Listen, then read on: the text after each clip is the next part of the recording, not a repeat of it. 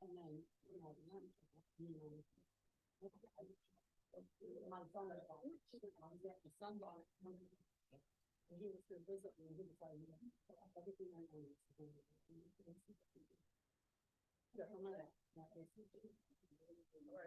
well, our kids are the next, yeah, there was, and I'm going back.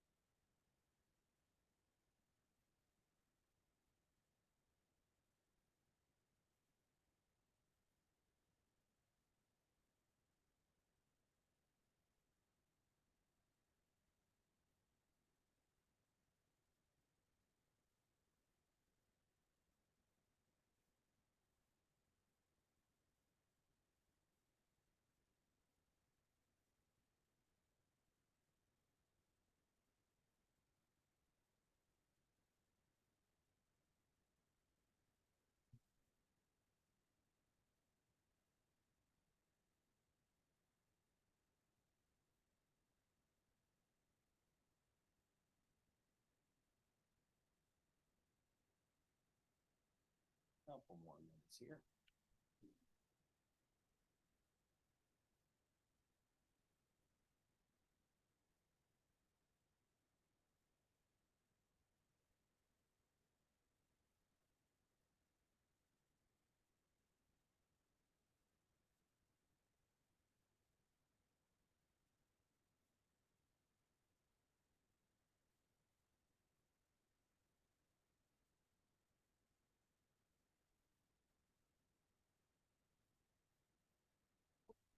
That, but I do that all the time.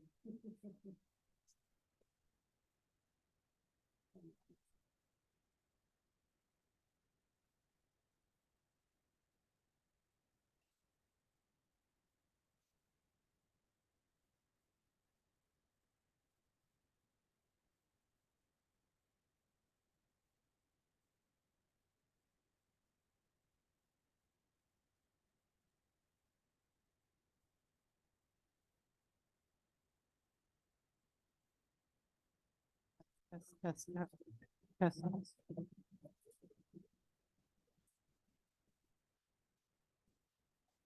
Your mic. Got it. Okay. I just kind of twirled the batteries. So Testing. Testing. Hello. Testing. It's good. Hello, this is Mike Eckert. I can hear you. Wonderful. Thanks, Mike. Thanks, Mike. All right, Lynn, I don't know if you want a mic. No, that's about it. Pretty good. I could talk about Oh, you may want to. That was an interesting scene. I'm pretty good. I think you would.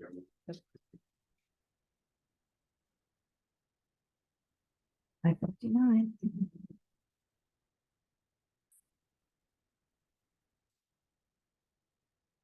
As we're getting ready, you all know the drill. You have the cell phones, please silence.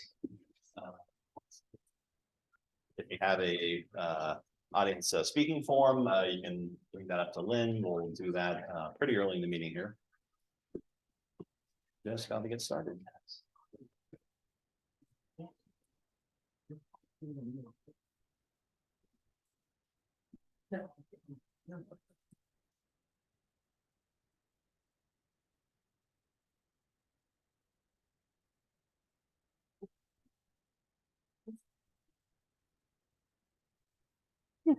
Okay, close enough.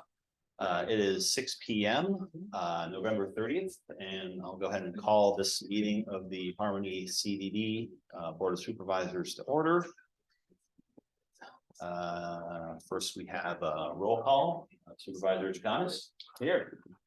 Supervisor Kessel. Present. Supervisor Phillips. Here. And Supervisor Leet is here, and our seat 5 is currently vacant, so we have a quorum. Next item on the agenda is audience comments. So if anyone would like to speak here in the audience or via Zoom, ask that you keep it to 3 minutes. We will try not to interrupt or interject or have any back and forth. Prefer you be addressing an item that's on the agenda for discussion tonight. And otherwise, we can take your concern and have it put on the agenda for a future meeting if it's not already being addressed tonight. Anybody in person? Okay, I'll start closest here with Mark. Mark, can you come up and just watch your head on this light? And because we want to hear you on the microphone, state your name and your address for the record, please. Sorry, Dan. Yeah, hi, this is Mark Lemanager. I'm at the 3313 Schoolhouse. One thing struck me going through the minutes for this meeting. I believe Dan made a comment about the CDD having to approve the plat.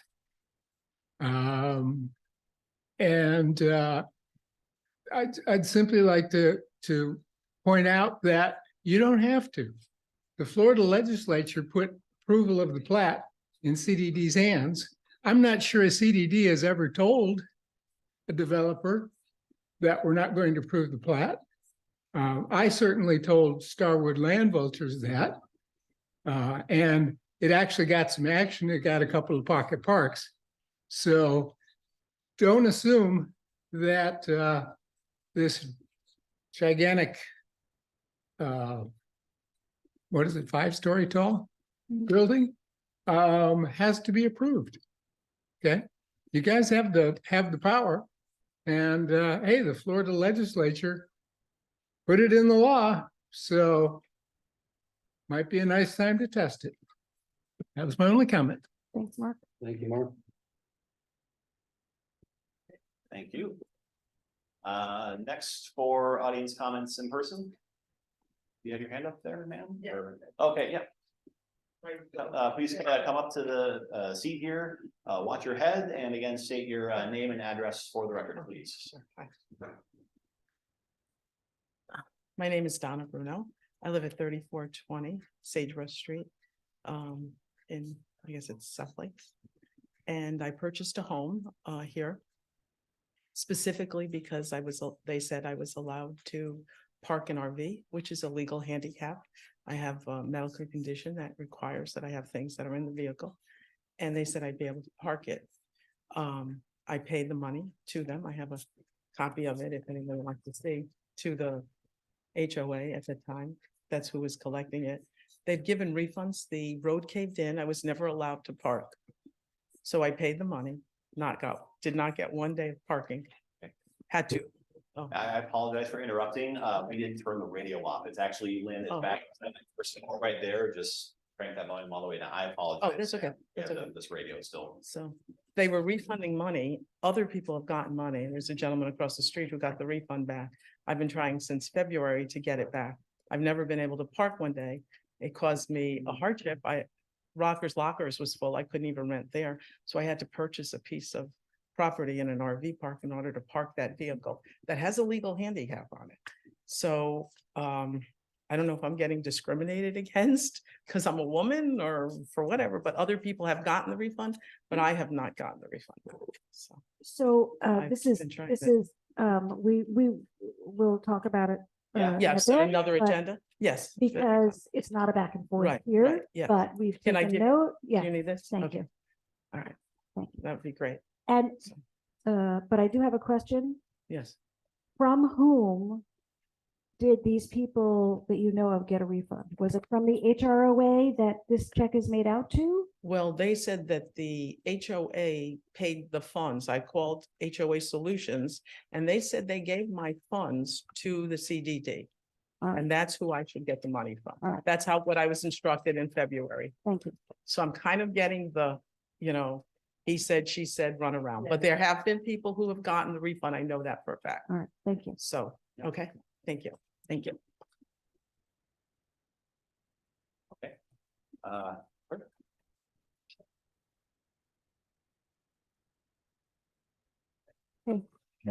Joe Janizek, 7159 Oak Glen Trail, here in Harmony, Your address? 7159 Oak Glen Trail. Thank you. I'm just gonna read this because I know you can't respond, just some comments, thoughts, etc. I noticed, the first one had to do with tree trimming on Oakland Trail, but I see that's on the agenda, so I'll just skip that. Buck Lake Community Maintenance Facility, seems that that's the way the board is leaning. I just, been out there a couple of times looking at where it's gonna be. And I just hope that the board is taking the following things into consideration before making a final decision, because it may add costs in the long run. First of all, the slab is not level. May have to be a level before using or getting county approval. The slab is actually lower than much of the surrounding areas, which means there's gonna have to be a significant amount of soil and water diversion work to keep it from flooding during rain events. And actually, the sidewalk on the southwest corner actually drains onto the pad. The last couple items, I'm sure the topo will confirm. The slab itself, if you know, do you know the thickness, the PSI of the concrete? Would the county even approve using this pad for anchoring of a building? Steel buildings usually require a footer or specific concrete thickness and PSI strengths before they'll warrant that the building and its anchor pins will hold. Has that been considered using that pad? If the slab does not meet the building requirements or the manufacturer or the erector, the slab may have to be removed and replaced. The slab itself is within several feet of the trail to Buck Lake. If you're going to try to hide the building with bushes, as stated earlier in other meetings, that's likely that trail would have to be moved. Just things like that I noticed. But anyway, moving on. Five Oaks flooding, and some of this is going to kind of say, yes, we talked about that at the last meeting, which I did not attend, but I did read the minutes. And I noticed that proposal 1386 was approved to have somebody come in and jet the pipes and see if that would unclog them. That was actually one of my comments here. I would recommend, if you can, unless it's already in the proposal, to have that person that's jetting it also create you a map. If you don't have a map of the lines of where the pipes go, it's fairly easy for them to do it at the same time. They can also give you elevations of the inlets and outlets, because my guess is, I know there's been a lot of filling of the ponds in the last 6 years that I've lived in Harmony, and maybe it just needs to be cleaned out at the end. But then again, it may go for each of the pipes going from pond to pond as well. It might be clogged just because the sediment is built up. The other thing, and this is just a general comment I noticed, I'm probably running out of time. I was reading the agenda for October. It was in October.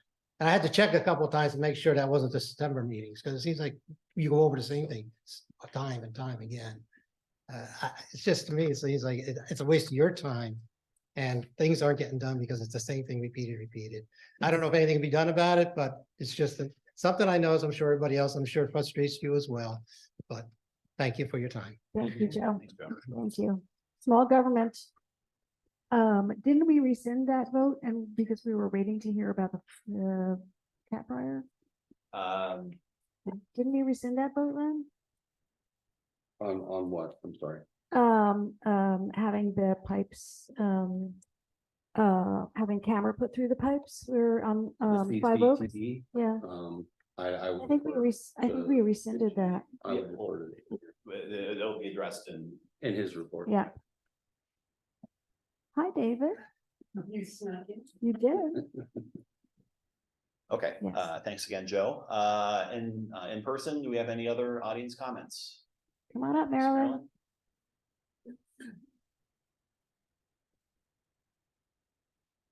I don't need to worry about that. Me neither.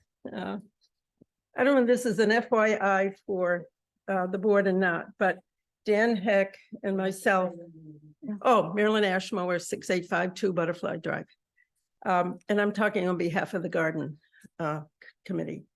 Dan Heck, myself, and Nick have been talking about that area down in the garden that's behind the fence, where Nick has been putting the tree cuttings and so on and so forth. And we were talking that the gardeners can use the chippings from those tree branches to put in the paths of the garden rather than having them come in from outside. So what Nick has come up with is that he's felt that it would be easier, and you correct me if I'm wrong, Nick, to bring in a chipper and chip up all those branches instead of hauling them out of there. And then leave us the chippings. And then also the gardeners have been talking about composting, setting up, which we can then turn back into the garden. Because the recycling center no longer delivers us any of the compost soil. So Nick drew up some plans. If you want them, I have some copies for you here. Are you making a request of the CDD? Well, I just wanted to, if there weren't any objections, that we would like to go ahead with that. And you can pass those out if you want Is to. this on CDD property?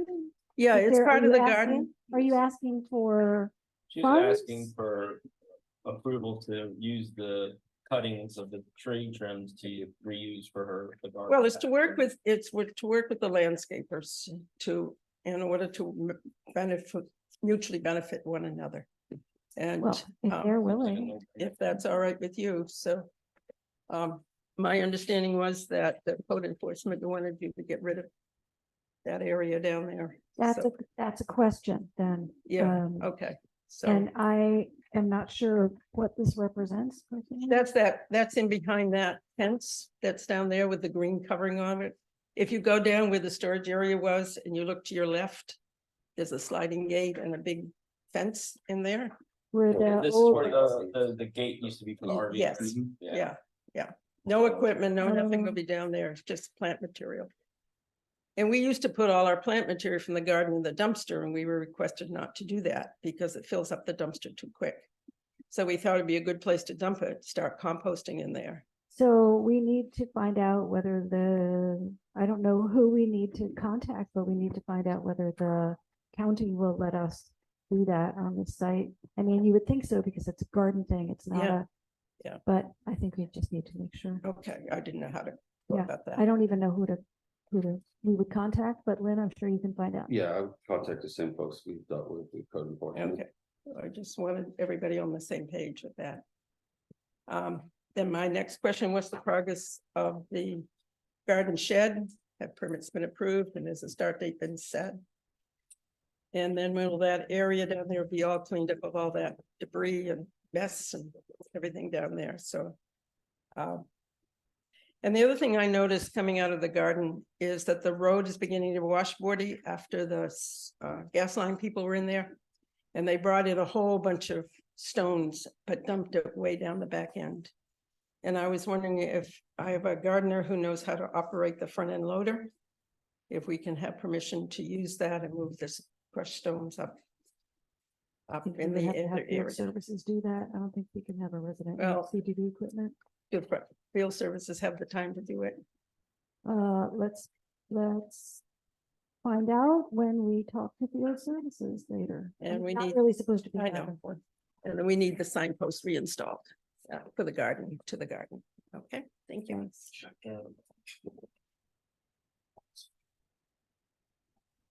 Okay, thank you, Marilyn.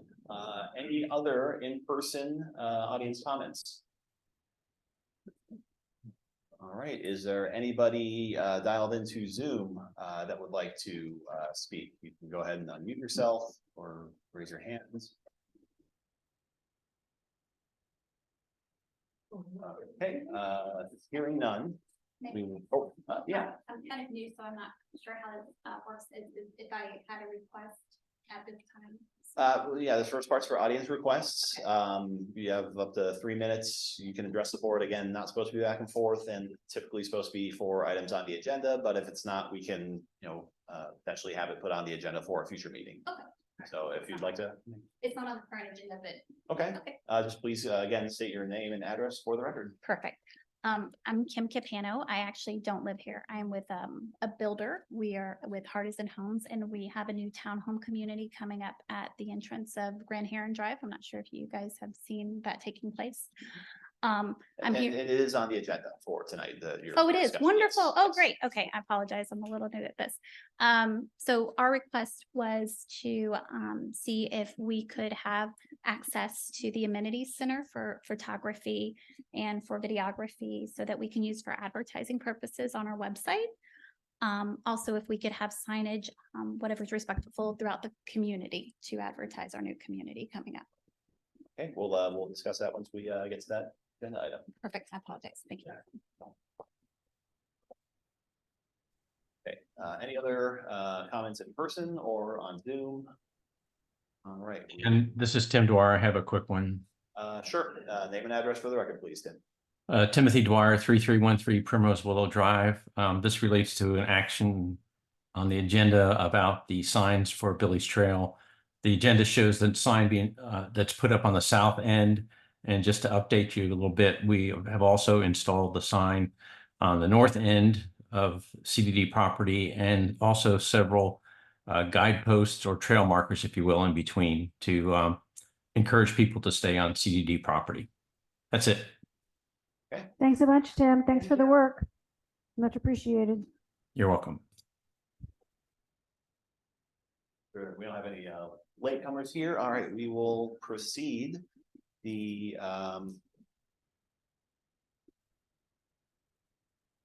sorry, I had the wrong agenda pulled up here. Appointment for seat 5 unexpired term. Yes, yes.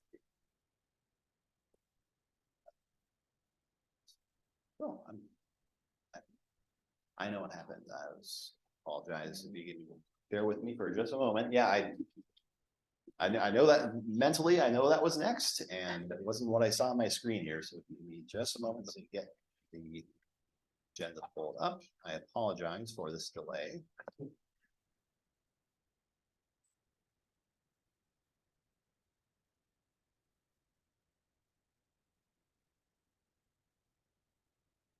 There we go. Okay, so appointment for seat 5 for the unexpired term, which runs through November of next year. We have received, I believe, 3 qualified applicants. First in the agenda order, we have Mark Manager here tonight. Next was Jean Veldejuli. Don't know if he is either in person or on the Zoom call. If you're on the Zoom, you're probably muted. You might want to unmute yourself if you're here. Okay, and third, apologize, this is a different location. Melissa Thomas. Melissa Thomas, okay. What was that? Oh, sorry, Bro. My married name. I've lived here for 16 years. Okay, I started as Thomas. okay. So it's Roble? Vrobel, Yeah, VR. he is in Victor, R-O, he is in boy. Thank you. Okay, so it sounds like we have 2 of the applicants are here in person. Now we had we had a Mr. LeManager sent a brief resume. I don't know if you had any materials, or if you wanted to introduce yourself briefly. I can introduce myself. I didn't know what was required because I'm not on Facebook. You want me to- Sure. I mean, the requirements, if any qualified elector, so that's a person that lives within this voting precinct and is registered to vote and resides within the CDD boundary, is qualified to serve. So yeah, if you want to give an introduction. Yep. I'm Melissa Vrobel. I live at 70035 Oaks Drive. I've been here since 2006. I had brief pauses where I went to a different state for a promotion, but big fan of Harmony. I believe everyone should serve. And so I want to serve, and when the opportunity was brought to me, I thought I'd throw my name in the ring. My background, I'm a mechanical engineer. I'm very logical. I'm really good at problem solving. So I think I could be a benefit, especially being an outside voice, someone who's not been ingrained in everything going on. I did read last month's minutes, but other than that, I'm pretty new to it all. I've been a resident and happy to spend time with Harmony residents, but I think it's time to get a little more involved in how things are shaping up in the town. Yeah. Okay. Thank you. And Mr. LeManager, if you'd like to also give a brief introduction. A brief introduction. Dan, just, I'd like for us to interview each candidate. Yes, yeah, that after the introductions, yeah, we'll have time to ask, have the board ask questions of, any of the candidates that are here. and Oh, this is then- just introduction right now. Yes, for the start, yes. Okay, yeah, Mark LeManager, live at 3313 Schoolhouse. Been here since, gee, when did I move here? 08. I moved here in 08. Somehow managed to get elected to the CDD that very same year. It was quite amazing. And served as a supervisor for 8 years. In fact, Carol and I were the first non-developer supervisors. Even in terms of why I'm running, well, to be perfectly honest, when I read the qualifications of the other candidate, my initial reaction was, you guys would be nuts not to take this guy. But I see he's not here. Another former supervisor encouraged me to come and speak about experience.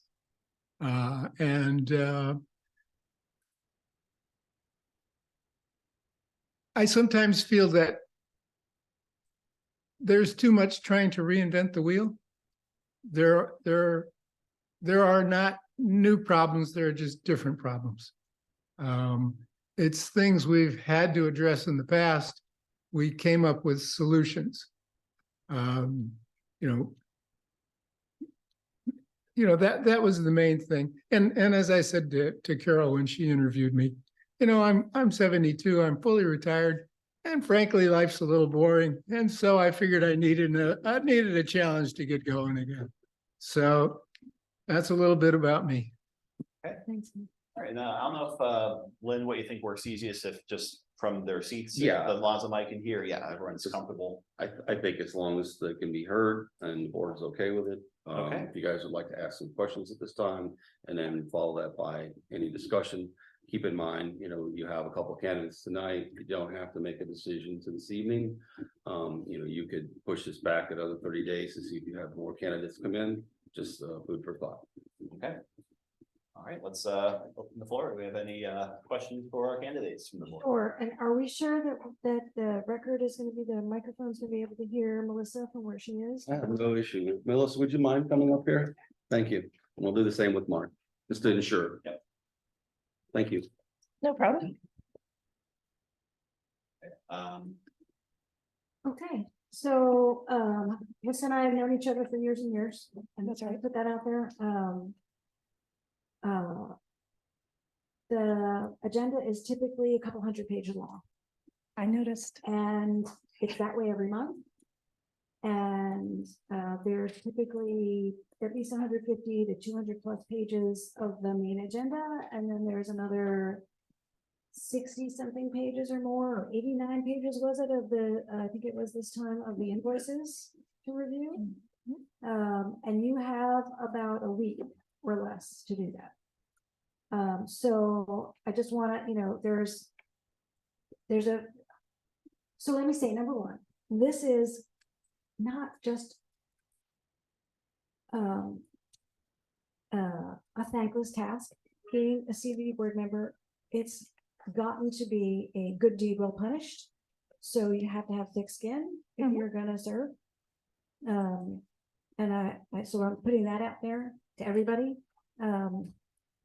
Also, it's a lot of work in a short period of time. Plus our meetings can be 3+ hours long. I think there was one that was almost 4 hours recently. I know that you're going to be here some of the year, but not all of the year. But it's a full year term. So I wanted to ask you about that. So maybe just answer that, the question about the load of work in the limited period of time. It's always pretty much at the same time every month, except for maybe November and December, because our meetings are not always the last Thursday of the month in November and December. Also how you would handle when you go back or when you go to Buffalo. As I understand it, you can attend via Zoom, which I do most of my work. I'm a consultant and I work from home, so I'm always on Zoom or Teams. very comfortable in that. I saw the agenda and the many pages. I think that's just part of the service. As far as thick-skinned, I've worked around all male engineers for 30 years, so I don't think I'll have a problem with that.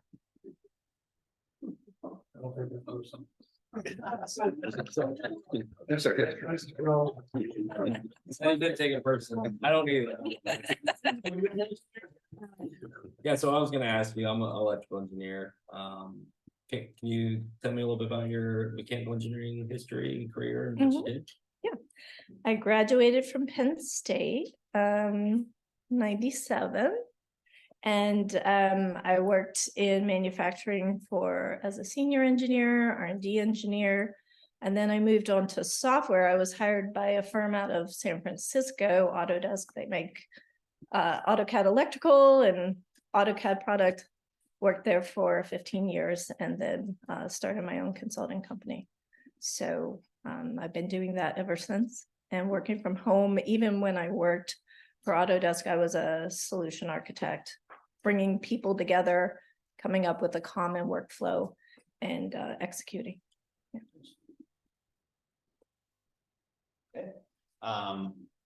Marcus No, and Chris. Well, We're not. Oh, I apologize. Finish. I apologize. Yeah. Right, did you have one too? I have some more Yeah, go questions. ahead, Nova. Another thing is that,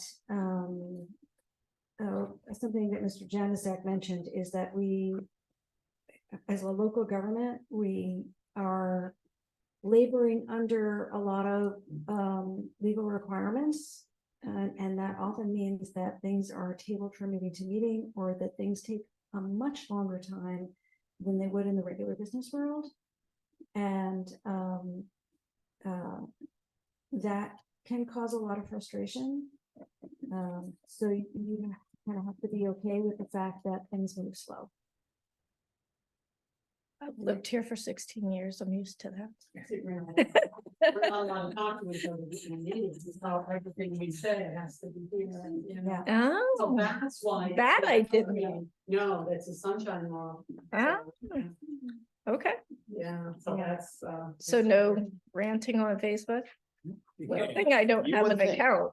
Well, the other thing I wanted to ask you about the Facebook thing. Facebook is a private group by one individual. Anyone can start a private group on Facebook.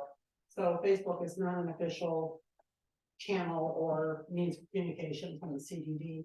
And we can't really have a Facebook group page because of the Americans with Disabilities, because then we have to, everything has to be where the people can use it. So, but we do have a website. Okay. It's, harmonycdd.org. Mhm. All the information about running for office was on there. So, I'm saying this because I want everybody to hear it. I wish more people, we got a new website. Lynn has put in so much work to get it up and running. So if you're looking for real information, please use the website. But yeah, so I'm not on Facebook either, so. Good, yeah. good, okay. So, I mean, I have a Facebook account, but I don't do the Harmony one. I just use it for genealogy. So we had a deadline of November 20th, and that was something that I wanted to ask the board because your Right. your email came in on the 22nd. Right. And I know Lynn was saying that, we don't have to decide tonight, and we can extend the deadline, but my sense is, we have a number of people in the CDD who are dissatisfied with the board and the board's decisions and have said they're going to run for office when the opportunity arose. We do not see them here tonight. And so personally, I hesitate to offer a longer time period for people to get, I figure if you're serious, you're going to get in, so it's going to be up to the board to decide whether we're interviewing you, right? So Right. there's kind of an implicit acceptance that we're, accepting your Right. late, overdue application. And I just wanted to have that. Yeah, I do apologize. I wasn't aware of the deadline. I guess, we've been here for 16 years, right? I think so, 2000, well, longer than that, 2006. I'm a dear, yeah. So I don't know if you know, I'm recently new too. I got voted back in. Nice. The question that I got was, I'm a resident here since 13, so 10 years, and they were asking me, why did you wait so long to apply?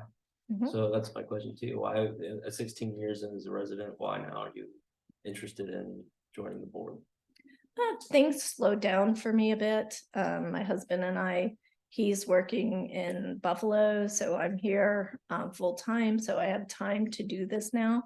It's also, I know good people that have been on the board. I haven't been too concerned. But I think it's more of the growth around us that has got me more concerned. I'm a huge fan.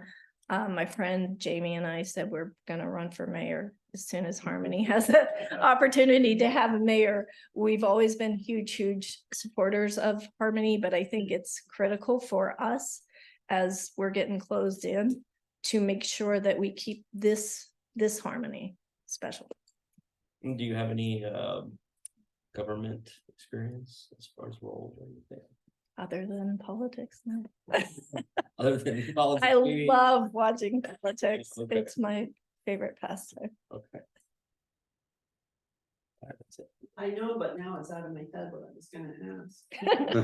Well, because you sort of started to ask and then you can go. So Dan, Sure. So again, the Teresa Kramer that resigned at the end of last month's meeting was chairperson. And the position of chair is not tied to any one seat. After if we appoint someone to fill that seat, the next step would then be to determine who would be officers, who would be chair and vice chair. And in that case, as chair, you have more responsibility. You're going to be working much more with Infomark, our district management company. So I'll start off with how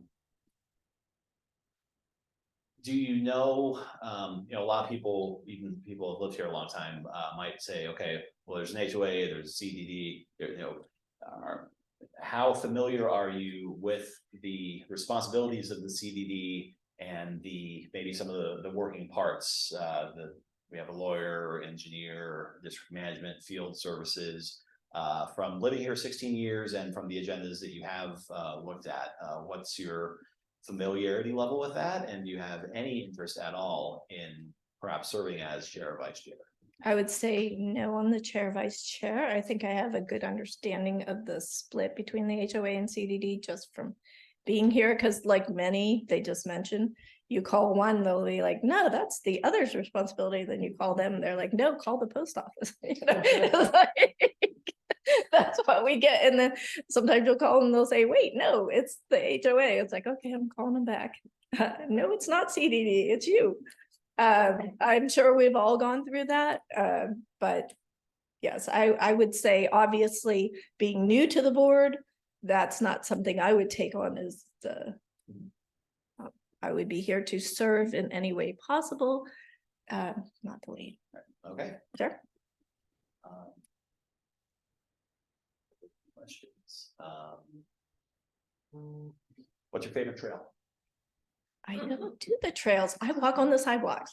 Okay. I told my husband That's the valid. best thing is to walk out your door, left or right, and walk for 13 miles. I've measured it, pretty much it's 13 miles. I used to run.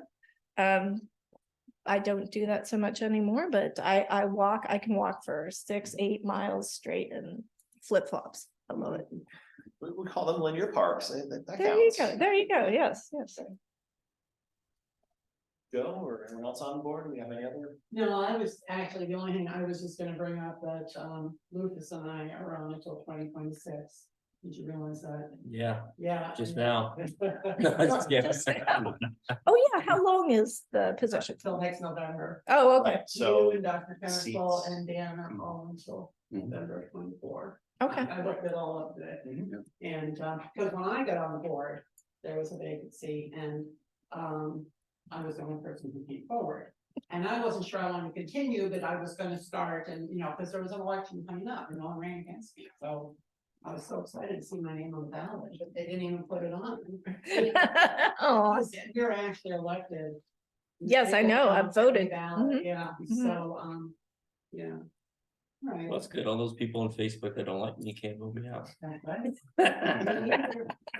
Until 2026. Until 2026, yeah. Yeah, There you go. Joe, I'm gonna get up on you, so If I may interject, Yes. just to highlight, Joe's point, it would be whoever's appointed would be fulfilling the remainder of the term to 24. So, once we get into election year next year, we'll go through the process of doing the elections. Right, which is supervisor of elections, and I think it's probably like March or something like that is when you have to, they give you some forms. and stuff. Actually, we get that information from them and they'll let us know. It's usually in June, they'll provide the qualifying period. As district manager, I would be announcing that as well with the board and meetings, letting anyone here or on Zoom here know exactly when the qualifying period is to go to the board of supervisor elections office to complete their forms, form 1 and get registered. Excellent. Do we have any other questions? Roble, thank you so much. Thank you. Yeah. We do.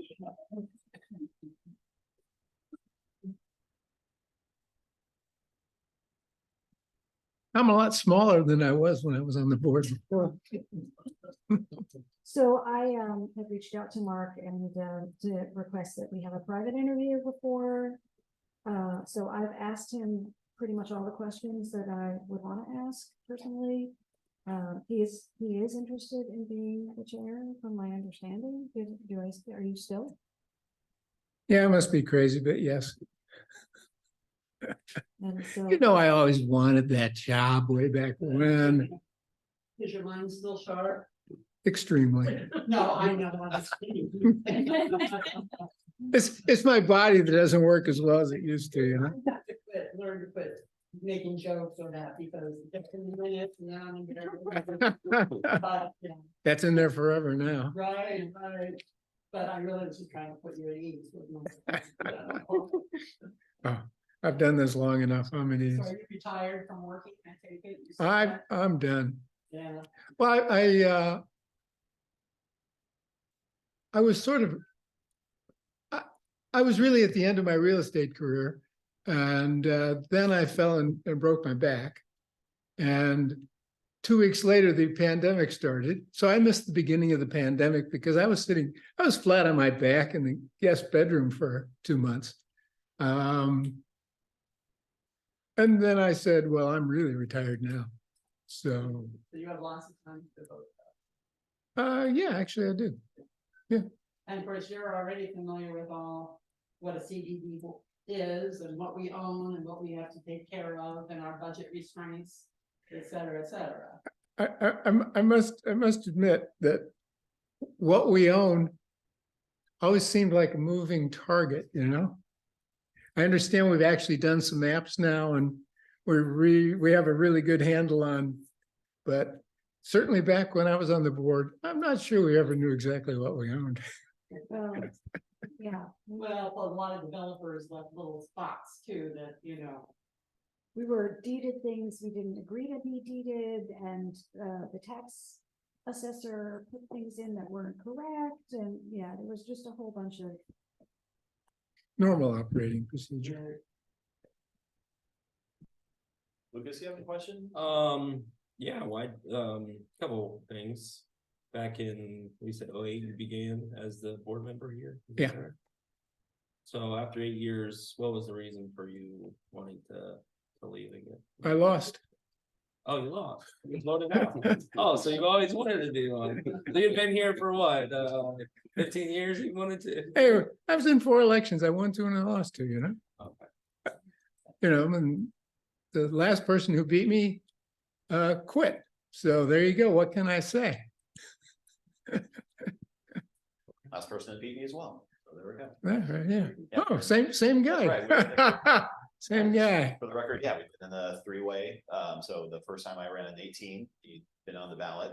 And Supervisor Scarborough won that election. And then 2 years later, but yeah, so he's been on the board and not for lack of trying. Okay. I was just curious. Yeah. Yeah. Do you want to tell us about your business background or your personal background? Sure. Yeah, I was a little short in my application there. Yeah, I've always considered myself basically a business analyst. I mean, I graduated from college with honors degree in math. Said actuary would be a great job to try and get.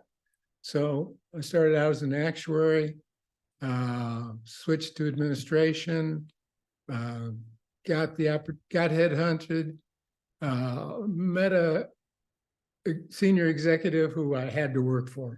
I just had to work for this guy. And so I took that job, had the opportunity to do one project, go to Europe to fix something. Went, really enjoyed it, came back and said, okay, how do I convince them that they want me to go to Europe? And yeah, 8 months later, they asked me if we wanted to go to Europe for a year and a half, and we stayed 18 years. I ended up as founder and president of our operation in Poland. We had a great time. So, but yeah, I mean, I always like to say, and with some truth, I'm usually the smartest guy in the room with the worst social skills. That's an apt description of me. Okay, I once had a boss who basically said, "Oh, give it to Mark; he can figure anything out." You know, communicating it can be a different story. As Carol will know, sitting next to me for 8 years. And that's kind of who I am. We came back. I've done very well in real estate here. Then the recession hit, and I said, "Oh my gosh, I got to reinvent myself again." And so I came up with real estate. Did extremely well at it. Even with your limited social skills? Even with my, sometimes you just have to force yourself to move outside your comfort area. And I would suggest that's really what I did. I absolutely forced myself to move outside my comfort area. I had lots of wonderful reviews online. Well, what I was getting at is I don't think your social skills are as awkward as you maybe think they are. So Well, they're not as awkward as they used to be. Now, one question I would like to ask you is in your application, you said you felt that the board had lost their way. And I was wondering if you could tell me what you meant by that. It seems to me that, and this is from afar, that, the CDD has always had, well, not always, but this, since Steve became chairman, there's always been a strong leader. And Teresa, by all accounts, was also a strong leader. It seems to me that we change things for the sake of change and not necessarily because it was broken. I mean, if it ain't broke, don't fix it.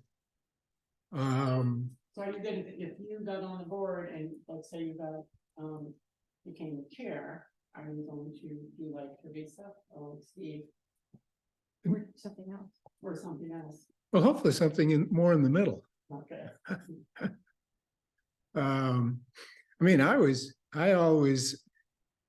thought I did my best work on the CDD when I could convince Ray of something. I mean, you don't get farther right than Ray. Yeah, you don't get farther right than Ray, and you can get a little farther left than me, but not that much farther. And yet, we figured out a way to work together. Well, We both came up with ideas, and we said, "Hey, that's a good idea." Yeah. Okay,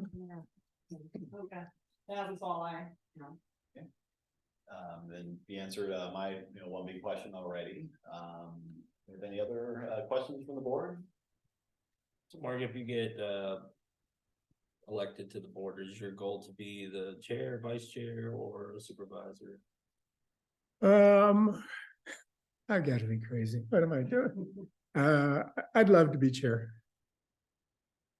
If I may interject, when you finish up with the questioning, usually, I would state, or Leanne would state, are there any nominations for chair? We'll take a vote, simple vote, and same with vice chair. Okay, so, at that point, you'll have an opportunity to nominate who you'd like for chair or vice chair. That must be crazy. All right, so as far as the interview of possible candidates, and I don't know if Mr. Valjules dialed in. So if that is all of our questions for the candidates, what as a board, are we comfortable just discussing here? We could ask the candidates to leave if we're not, comfortable discussing in front of them? What are our thoughts? I think we should ask the board if we want to make a vote tonight, or should we wait? I think we should vote tonight. People have their chance, and we have two wonderful candidates, and it's not fair to them to extend the. They can, I would agree. that's just my opinion, though. Yeah. We could vote on it. If you don't agree. Well, it'd be 3-1. Yeah. And That's fine. But I just wanted to make that statement first Yeah, no, before we yeah. started Okay. talking about, but, okay. Carol or Dan or Joe, you guys want to start about? I was gonna ask you. Oh, I said wait, so I'm gonna go last. When you got selected. Yeah, And it was, well, I mean, it was so close in my mind, I didn't have to be there. And I'm the same way tonight, so I'm not gonna be any. oh, great, Joe, thank you. I mind going first, saying my thoughts, and I'll say I'm extremely grateful for everyone. If you're maybe not aware of the history, before I was ever elected, I would show up to the meetings anyways, and I stream the videos out. I get here each week and set up the cameras and all that. So anything that's bringing new people in, that's the best possible outcome for me. So I'm extremely happy, Mrs. Robel, that you have put your name in for submission. I will now, as maybe alluded to by my interview question, for the extremely selfish reason that having served as an acting chair for about a month now, that's my ticket out. I signed up as the vice chair, and I'm not going to walk away from that. If that's Teresa left, if that's the board's decision, I will happily and to the best of my abilities serve that role.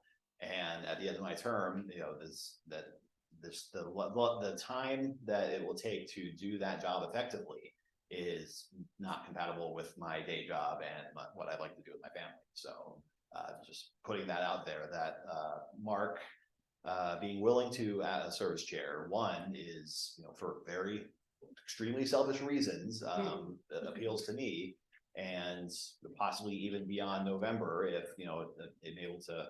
It's still hours per month that it takes to go over the materials, to set the things up, to attend the meetings, to interact with residents and their concerns. But up to this point, for me, it's been manageable and something that maybe to my family's chagrin, I'd be willing to continue doing for another term if elected. Versus if I end up needing to continue in the role as chair, I will do that to my best abilities, and you'll not see me in December of next year.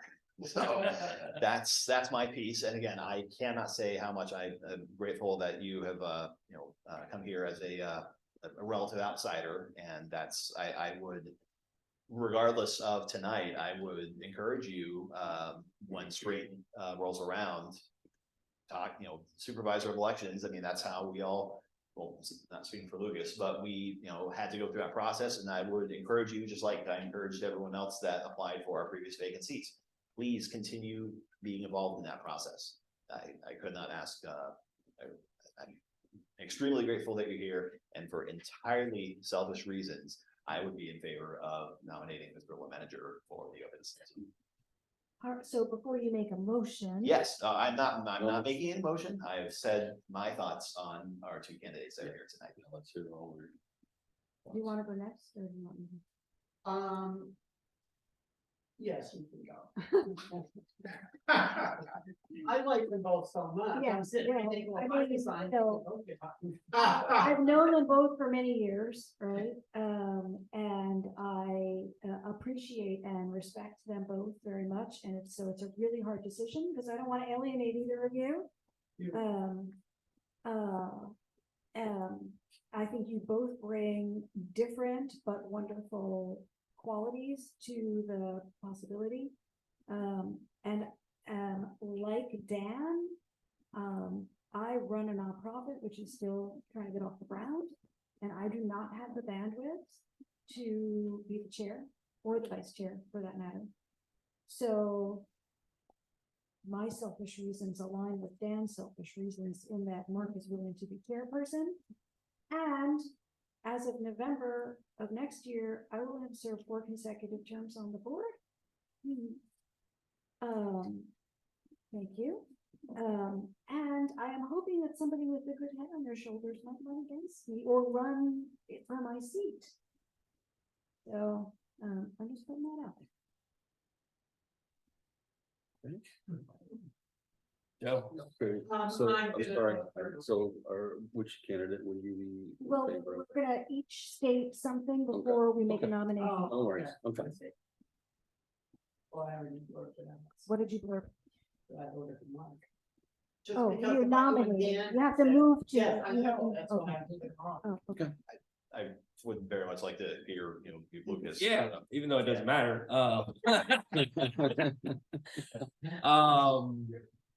so Mark, I know you've got a lot of experience in previous board member and career. I'm a little concerned of you coming on and approaching it, because you mentioned the way Steve did it and the way that, Teresa did it. And I wouldn't say they were, a dictatorship, but they always tried to convince people to kind of go on their side, right? And so, you did say you're the smartest guy in the room, so it's kind of, you could take it on that side. But I think from my perspective as a younger person, you really need to understand everyone's kind of viewpoint and kind of put that in consideration. Yeah, if I can address that. I mean, you do have, this is a board meeting, you do have the floor, you don't have to yield if you. So yeah, let me just finish and then, so that's just my thing. I'm not gonna vote for you. I wanted Melissa to be on the board. I wasn't necessarily going to run, but now that everyone, her chair, now that everyone said that they weren't going to run, I thought Dan was gonna step up and take care of it, but that would have been potentially an option for me. So that's just my 2 cents. I was not interested in the chair. But thank you both for coming up. When I did it, it was only like 2 people, and then there was 8 people, and it was very an extensive, thorough process. So thank you guys for coming up and interviewing. Well, I was torn, it's silly, never mind, let me put stand so. Okay, we don't have any other questions for the Lynn, you're gesturing? Yeah, so it sounds like, at this point, I'm hearing. I will move to appoint, Nomination. I will move to nominate Mr. Mark Lemanager for the vacancy for CDD Supervisor seat 5.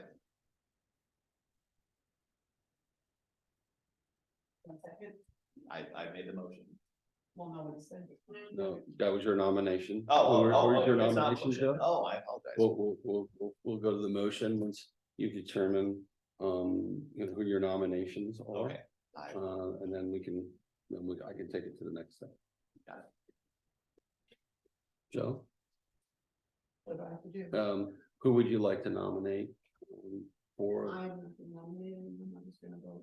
So we already have a nomination right? and a second, so Is now that it's like time for a vote, Mhm. right? Isn't it Yeah, time just for the board continue. to vote? Yes, continue the vote, so. Oh, okay, I'll vote for Mr. Maloney. Okay, so that's 2 votes, okay?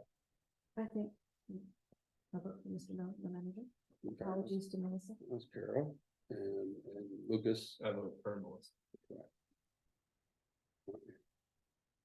So so is this the nominate, so you're voting for this candidate, so you have 3 votes for Mark, we have 1 vote for Melissa.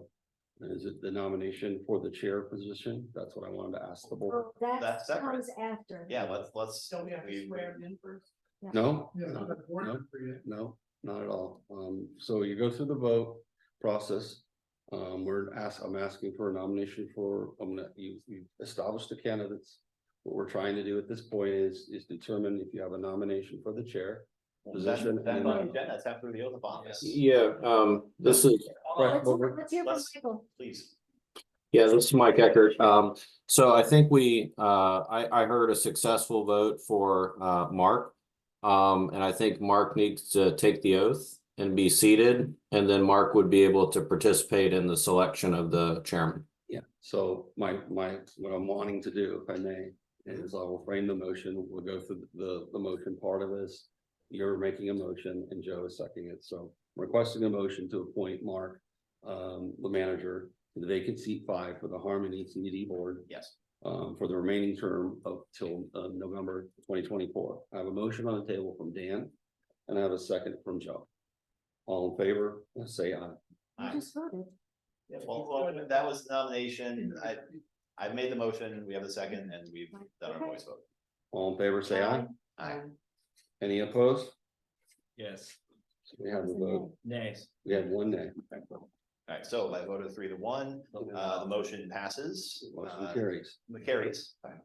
Thank you very much for both of our applicants, and Mark, you are welcome to. I'll do the oath at this time. Of course. Sure. All right, Mark, can you do me a favor? Sure. I'm gonna say aye. I want you to say your name, okay? And then when we're finished with the oath, I'll have you sign that, and you'll be able to take the seat and participate in the rest of the meeting, okay? Sounds great. So I'm gonna say aye. Mark, the manager. A citizen of the state of Florida, the United States of America, being employed by or an officer for the Harmony Community Development District and recipient of public funds as such an employee or officer. Do you hereby solemnly swear and affirm that you'll support the Constitution of the United States and the state of Florida, and as a recipient of public funds, and you will faithfully and honestly and impartially discharge the duties devolving upon me as a supervisor in this office? I do. Okay. So Mark, congratulations. If you could please write your name and sign here and join us at the table. Sure. Congratulations and welcome. That must be crazy. It's on the You're record, just- Mark. Oh, you're just getting to the crazy part. That's okay. That's that guy that was lost for his money at that time. I have my notary, so what I'll do is I'll notarize this after the meeting. Okay, Mark? All right, well, before I sit down, you're gonna tell me where my 72-year-old bladder can find a poison. Just on the other side of the wall.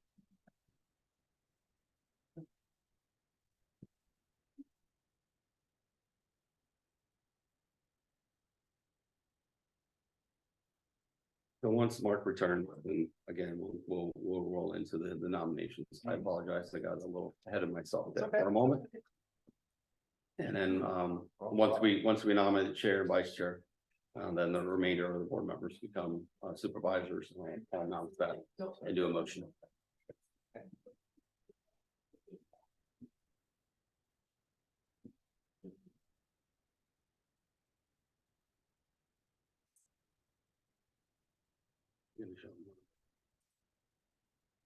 The meeting's, pause right now. While we're- We'll make you read it.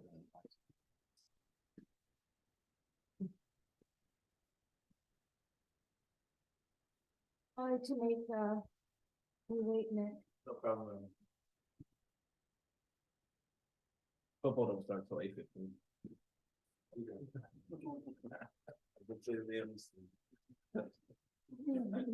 Trip over that. Yeah, I got it. Okay,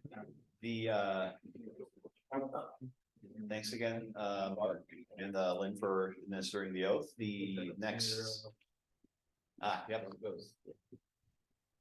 And there's another lapel mic that's just in front of you, Mark, if you'd rather not have the wraparound. That's it. How's this work? So it's the other way, the other way.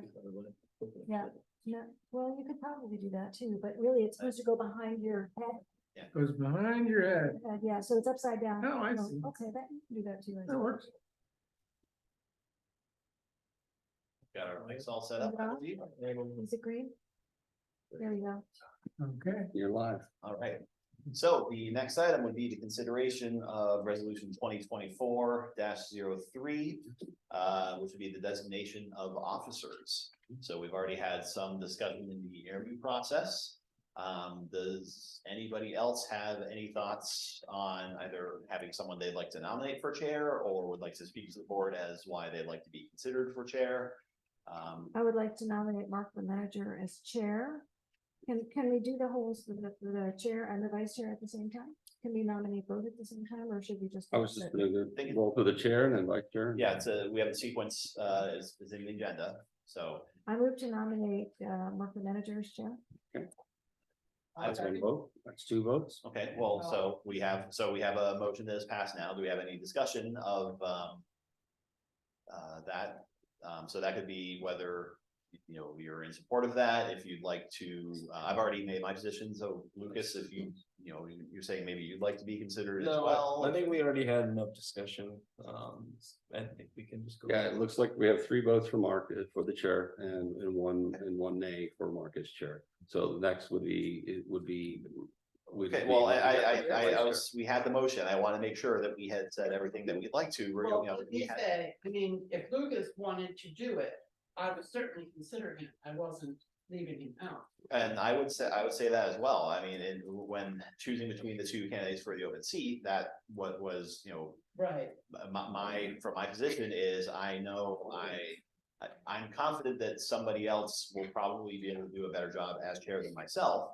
That does not necessarily have to be Mr. Manager. If that's why I wanted to open up for discussion. If, you know, Lucas, if you wanted to give us the pitch, if you think you would like to step up and have the time and everything and motivation, we deserve to hear that. No, I think I'm gonna hold up on that. Okay. And then do we, Well, yeah, we have a motion that's been seconded, so this is just discussing that motion, and if that's all the discussion that needs to take place, let's go ahead and call the question. All in favor Wait, of, I still have one. you do, oh, sorry, you do, Yeah. yes, please. So am I right in that in November, we'll have an election because there's 3 seats that'll be open and Lucas could step In then, 2024, Well, that's next November. right, Yeah. So, it's still November. but we reorganized at that point, right? Yes, We will the reorganize. first meeting that is held after the election results are in, you know, we don't have to wait till inauguration day or anything, it's that next meeting. Mhm. The new members will be sworn in, and the same process we're doing right now will repeat, where a new chair and vice chair will be appointed Okay. or reappointed. Right. So, Here we go. any other discussion on the motion on the floor of appointing Supervisor Mark Lemanager as chairman of the Harmony CDD? I hear no further discussion, so I'll call the question. All in favor? Aye. Aye. Aye. All right, and that is a unanimous passage of the motion. Congratulations, Mr. Lemanager. Yeah, well, so this is, I mean, I don't know if you want to take over the running of the meeting. I know Yeah. other districts, the district manager often will run the meeting. Let's, I'm more than happy for you to run the meeting. You're prepared to do it, so. okay, well, the next item on the agenda, or the last part of this agenda item is the designation of a vice chairman. So Well, I nominate Lucas. I will second that and open the floor to discussion, open the floor to the discussion. Well, is Where do we Lucas have- willing to accept that? We haven't voted for anything yet, and this is the point to discuss that. Oh, So, you know, it is it's. Take it in case I don't make Yeah, as. The role of vice chair might be, you know, nothing. There are months where, you know, there were no other tasks asked of me, but if the chair is traveling or unavailable, then you would be the, you know, the person that the district management or council would go to get a question answered, to get a decision made. And in the event that a chair is not at the meeting, then you'd have the option of, conducting the meeting or letting district management do that for you. So it's a variable time requirement, and if you are open to the the possibility, I have no qualms of. No, I think Dan, you've been doing a great job. I'm still new here, still learning, so I would vote for you to continue your job until you weren't be able to fill out your duties, so. Okay. Well, we did have a motion that was seconded, right? So No, it was just called out. No, Mark it's was not nominating Lucas. You were nominating Lucas. Lucas was nominating you as the vice chair. Well, I'll withdraw my motion okay. or my nomination. Motion's been withdrawn. I'll make a motion. I'll make Okay. a motion to elect Dan for the vice chair. Second. Okay. All right. Who seconded? I did, and Mark did at the same moment, so you can choose. Mark's closer. All right, any discussion? I think we've said what we need to, so call the question, all in favor? Aye. Aye. All right, motion passes, and that should complete the designation of officers for the Harmony Community Development District. Lynn, you need to. I have to go through the formal motion of requesting a motion to adopt. Now you have to adopt the resolution, so Okay. request the motion to adopt resolution 2024-03 to designate the officers of the district for Harmony CDD. So moved. So move from And I'll Carol second. and seconded from Dan. All in favor, say aye. Aye. Aye. Any opposed? That motion carries unanimously. Thank you. All right. Next, we have a consideration of resolution 2024-04 as common practice. We like to recognize the contributions of departed supervisors. So this resolution, it's in the agenda, recognizing Supervisor Kramer. It's all spelled out there. I would move to accept or adopt the resolution recognizing the contributions of Teresa Kramer. So moved. Second. So first and then seconded by Carol. All in favor, say aye. Aye. Any opposed? That motion carries unanimously. Okay, we are. Lost my spot. Sorry. We're on staff reports. Yes. Yeah. Yeah. No, that's right. You're right, and that's. Right. So staff reports. First, we have Mr. Nick from Benchmark United. What are Benchmark? Benchmark. Right now. So. All right. The floor is yours. Hanging in there. Nick Lemazny with Benchmark Landscaping. My report is as far as with True Green, we had the sycamores treated, 150 of them. With the ant problem after the rain around the lake, they were treated this week as well. The oak trees that were problematic at the Ashley Pool over the canopy at the park, those were cut as well, significantly, so it's not going to be a problem in a year or two. As well as the trellis and in the pool right here across from the square, those were cut as well. The irrigation report from this month was completed as of 4 o'clock today as far as the suggestions. However, it presented 2 new problems, 2 valves, minor, but they have to be addressed. The meters are not off, just those particular valves, so the other areas will continue to get water. I know we've been getting a lot of rain, but here shortly I fully expect to have, drought problems, so we will get on that right away. As far as the tree that has been problematic with the stump that was supposed to happen this week. One on Blue's down. Yes. That has been moved to this Thursday coming up. The stump will be removed. December 4th. I'd have to look, but it's Thursday. If I can get it in earlier, Today. correct. If I can get it in sooner, I will.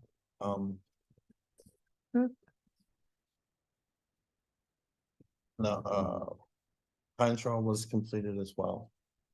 And all of the mulch.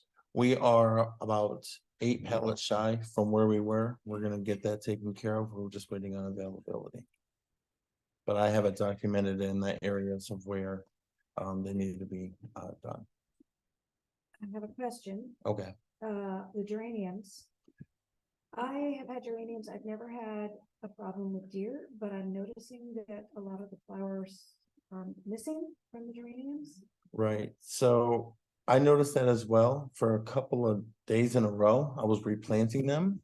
I think what happens is the deer don't like them, but they have to find out for themselves. There's certain areas they're not affected. That roundabout on Schoolhouse Road got hit the hardest. I replanted them. I do monitor it. They are green. If I have to replace a couple, I have some at the shop for that particular area. Jacob and I have spoke on it. I wanted to get it fixed. We're working on that. We have identified it there and also at the main entrance, believe it or not. They're eating them. No, I saw. that Yes, today. and they're pulling them up. And once, so I hurry up first thing in the morning, I get the guys going and I go find the bed that they did this to. And I stick them back in the ground on the very next day. They do it again.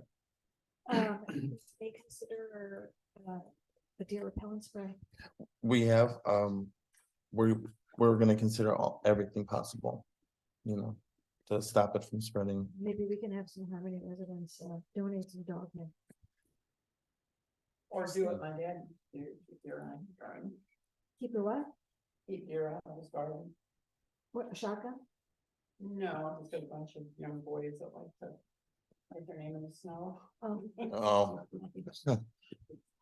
We did notice it. I do replant them. I do check it first thing in the morning in all the annual beds. I can only monitor it If until. this still becomes an issue, is there a The reason? geraniums will be off the table. That's what I was saying. Yeah, moving forward, we're not gonna go, live and learn.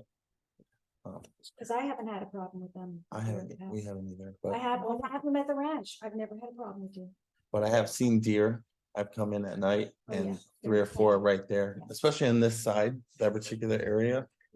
I can only, They do. Big, huge vacation. I believe that. Believe that's all I had as far Any other as questions? for the. Down. I was just gonna, if I may, was gonna point out, we're finished with Nick. We have to ratify an actual proposal. Right. And there's one in your agenda to consider Right. before you let him go. Yeah, well, before that, we had any questions and feedback, Lucas, you had? Yeah, so on Five Oaks towards Middlebrook and Feathergrass, the opposite side towards the golf course. Those sprinklers run like crazy, like on weird times. Right. So I don't know what's going on with the timers, but it's very green over there. But it's running like morning and midday and not at night times, like multiple times throughout the week. So one of those valves is the one that I was speaking of. The first time I heard of it, by the time I got there, it was off. By the time I got it on the email. Okay. I couldn't duplicate the problem. Once it happened again, I found the valve, I found the problem, and I changed the time and I shut that particular zone off. Okay. That once that's replaced, it will go back on 20 minutes a zone twice a week. As scheduled with the rest of the timer. Okay. But that is one of the It was areas. the odd one that was always running. Oh, so- yeah. It was hung. At first it was getting stuck where it would correct itself. But now. So, So the people. yeah, so, yeah, I saw some of the, we had some residents, point out that the sprinklers were maybe running during rainstorms or running like during, like the afternoon where like the sun is, strongest and all that. Can you tell us what the expectation is of when those sprinklers should be running? And, hearing that you do, you're responding to the emails of, the resident reports of something happening, just can you tell us what residents should expect as the baseline? Is sprinklers running during the rain? Is that? That shouldn't happen with our rain sensors. The Right. particular park was fixed previously on an emergency. We needed it because we had the sod go down. That will have a rain gauge on it. That's to be probably give me 2 weeks on that. That's why that particular area happened. In the winter time, I don't think it's best to run at night, promote fungus earlier in the morning. So in the winter months, if you see irrigation on in the morning, that's normal. The summertime, it's the opposite. You want it at night, so it sits there a little bit in the roots. The sun, it'll take care of it from there. So it switches twice a year, but it never should be on during the rain. If there is, I'll go over there. There could be a problem. A branch knocked one down a couple of weeks ago. Freak accident, but when you consider how many trees we have, it's gonna happen. Yeah, I was gonna chip in that the little pocket park behind my house, it's always being watered during the day. You saying about fresh sod makes me, that was actually the staging area for the alley project. I'm wondering if they ever Change the. change the timer, because it goes off pretty much every day in the afternoon. Still. Yeah, still. So there was two programs on it. A was to go off every single day, and then B. So it probably just. Yeah, well, you might want to double check that Yeah, because I'll check that out tomorrow. it does make for a very nice green little park. Too much water can be a problem, so I need to check that, especially this time of the year. Excellent. That sounds like, again, you're, staying on top of it and that, going over that helps us, when we're communicating with residents that, yes, this is not something that's expected and pass those Right. reports on so they can be fixed. So. And there's quite a bit of timers, so in the event that one breaks, just one, that doesn't mean the whole system's bad. So right now it's one rain sensor and two valves, and I think we're sitting really well considering all the work that was done. We're at the best stage so far since we've been on as far as the system. Have we been able to look at our recent water bill compared to? Oh, yeah, well, it's in the invoices. As a matter of fact, when we go to the consent agenda, there's a couple of invoices from Toho that I want to ask about. In spots, yes, and other spots, no. Okay. So I think we'll get to that. And those, I'm just gonna start comparing them because some of them, because they're broken things, but the cost vacillate so widely. So why, Yeah. and whatever. Also, Down, all the work you've done. right, but also there was a lot of zones that were not working. Mhm. So each zone could have, Right. several sprinklers that are now operating an area. But I've noticed other areas where we could probably reduce some sprinklers. Mhm. So these two zones, 0 Harmony Square Drive West and 0 Catbrier Park. Mhm. You can see that in August, there was very little usage and, so here we had, a very small bill, but now it's over, it's what does it say, $41? And now all of a sudden it's 1,126. And here it was, I don't know, 180 and now it's. This is where that meter was down. Do you remember a while back, there was a valve we couldn't locate for a couple of months with the heart while it was breaking? That was why. It's since been replaced and now it's been on a full billing cycle. So that's 3 timers that are now operating in that area, whereas before none were until that issue was resolved. So, and this is what I was saying to Teresa a couple of months ago, when she was saying, oh, one of those gonna go down. I'm like, we had so many zones that had been turned off. But now we're getting them fixed. We're gonna have all these zones that are coming back on and we're gonna be spending more money on water, not less. We're also gonna look into some of the CDD lines where it's kind of moved over the years where the sprinklers are in the woods. January, February, we can go through, maybe start capping some of those, reduce down if we were, stopped 25 sprinklers from watering the woods. That will save. So we'll continue to look for ways to reduce the water. Excellent. Cool. And then one more thing, I know we've been keeping percentage on how complete we're done with the entire community. Do we get an update on what we're looking at right now? Well, he just said that there was irrigation report completed. Right, so here it'll give the comments and recommendations. Okay. In this particular month, they're all completed. Okay. So we're at 100% done, This is, all right, so this except is, for what needs repair, that's been found to need repair. right, so this is the monthly. So every month we check the irrigation. So each timer may have 1 or 2 breaks. So whatever they recommend us fix, we do. So that is complete. We're still at what we were talked about last month at 85-90 with the whole system. Okay. You recall that when I brought the Yeah, map? but so we thought maybe by now you'd be 100%. Right, but there's two valves, and these were just the routine sprinklers. So next month, you're gonna get another one of these where we check the same clocks and, you know, someone could kick a sprinkler. That'll be put in here, that was fixed. So I'm still a little confused. Yeah. Have you gone through the entire irrigation system, or are we still at 85-90% of looking at the irrigation? System? We've looked at all of it, but the reason why I have to stay at 85-90% is because the construction on the highway. And they had just put those new buildings in and they had destroyed the line there. So I have 3 zones that are down completely because of construction.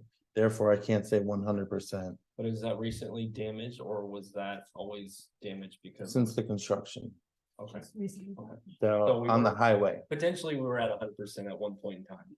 we just haven't had it on Okay. where it was But right 100 now, under this us. meeting, we're at 85%. Yes. Those 3 areas. Right. We've And what we have operating, all of our clocks, the sprinklers are operating.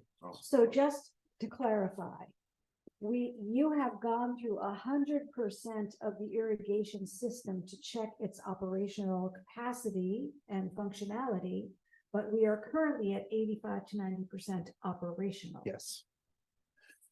Yes. That's good. And what is operating, all of the clocks, any sprinklers, as of today around 4:30, they were complete for this month. Now, every month we receive this, so every month it could be 20 sprinklers. We'll have to run around, make sure there's no leak. With this many miles of piping underground and sprinklers, there's bound to be. And for your benefit, Mark, in years past, we had a centralized system that was, run out of the office. And Maxicom, that's right. And we're told, again and again, how monumentally expensive it would be to replace. As Benchmark has taken over the irrigation, they've been installing basically a decentralized system. So they're able to control the timers and everything, not from one, The problem with Maxicom was that we never installed the entire system. yeah, we That was it. We did Maxicom Lite. And Well, the developer did. but that's true. Right. So yeah, it's so we have new equipment that's gone in. The repairs are, as you hear, just about done. So irrigation wise, we should be on much better footing than in the recent past. So if there aren't any other questions for Nick, the next item would be ratifying the proposal for the proposal 66710 for the removal of a sycamore tree that was on Button Bush. This is a safety issue. I went to check it later I guess the morning after I talked to Lynn about it, and it had already been taken care of, stump ground and everything, so they were able to act very quickly and taking care of the issue. We just need to ratify the expenditure. Move to ratify proposal 66710 from Benchmark Landscaping. I will second. Any discussion? Call the question. All in favor? Aye. Since we're stump grinding this, will Maryland receive the proceeds of this? Do you need The that? grinding? The chips?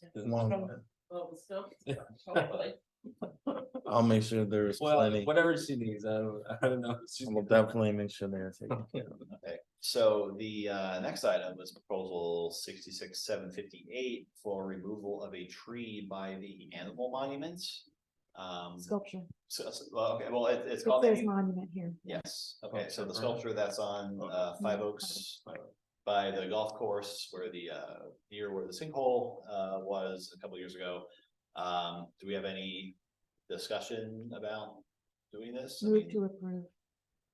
Move to approve proposal 66758 for $2,347.83 to remove the leaning oak tree over the annual animal sculpture on 5 Oaks Drive. Second that. Okay, so we have a motion and a second for, discussion. I was riding my bike out there maybe a week or so ago. Remembering this being an issue, I don't know what's our sense of how pressing a safety issue this is? And that would be input from Benchmark, or have any of us, board members, looked at it and are I've all been the there same. with Nick, and I think it's more of a safety issue for the sculpture, which is irreplaceable, than it is an issue for a pedestrian. Okay, And it is, $2,350 about, so it's not an inexpensive proposition, but I know it's on Nick's mind substantially, and that sculpture, to replace that sculpture, would cost a hell of a lot more than right, $2,350. okay. Well, we have the motion and a second. Any other discussion? Call the question, all in favor? Aye. Okay, motion passes. Anything else from landscaping? Thanks, Nick, for all your hard work and keeping the community. I really appreciate that. And we Thank you. appreciate your patience. Hey, no problem. I understand. You guys know that working, man. You guys work hard. We try to. Thank you so much. You guys have a wonderful evening. Thank Thank you. you so much. Thank you. All right, next up is the field manager's monthly report. Jorge?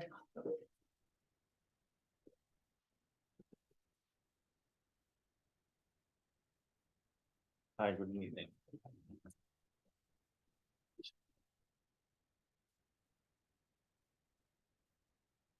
Have the floor. Okay, I have Just introduce yourself for the minutes. my name is Jorge. I'm the primary field service supervisor here. And we're doing pressure washing in the curbs in the 5 Oaks. We finished today the entrance by the first entrance and the Circle? east. Yeah. And we're working right now in 5 Oaks, going to the roundabout between Catbrier. After we finish that, we're going down Catbrier, then we continue with 5 Oaks, coming down to the swimming club and keep going. We're gonna start grinding this next week. We can do once a week around 20 to 30 panels grinding. Because we have around 1,200 panels to grind, and replacing sidewalks, we have around 145 panels to replace. So we're gonna keep working that because we're short, like we have the full crew working 3 days a week, Tuesday, Wednesday, and Thursday. The other 4 days, we just have 2 people working, plus me, there is 3. So we just able to work, and those 3 days and that require more people to work around, like doing pressure washing in the curbs. We need 2 people because people driving crazy sometimes. We need one taking care of the cars and someone doing the pressure washing. I'm buying some signs that workers ahead so people can see us when we work in the streets. And moving forward to we have replaced a few things in the restroom, the pit traps.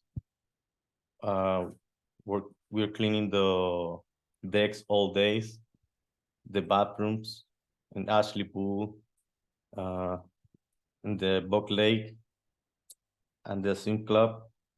We're blowing the leaves in the pocket parks around the community.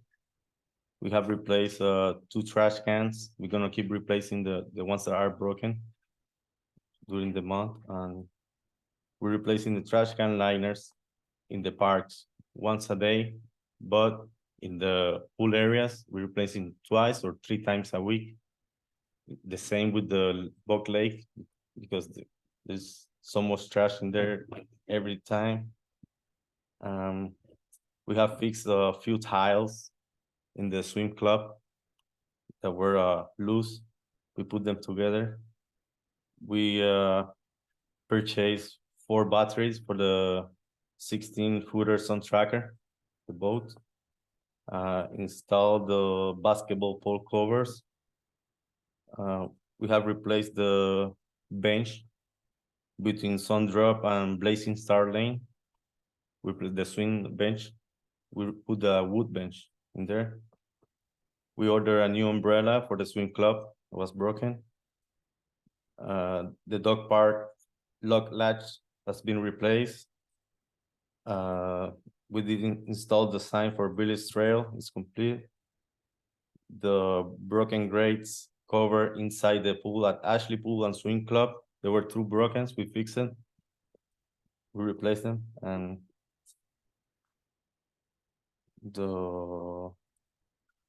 we changed the truck oil, the community truck, replaced the oil and put new tires, and we did the alignment for the truck.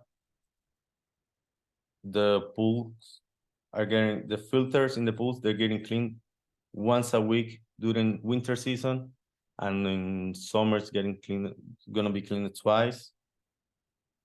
Both pools, both of them are getting vacuumed twice or 3 times a week. We purchased a volleyball net, we're still waiting for arrival.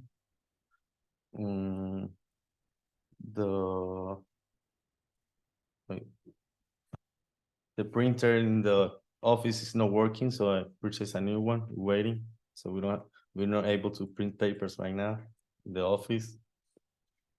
We don't have pending cards, like resident cards. We don't have nothing pending, everything's up to date. In the reservations, I'd like to add to that. Yeah.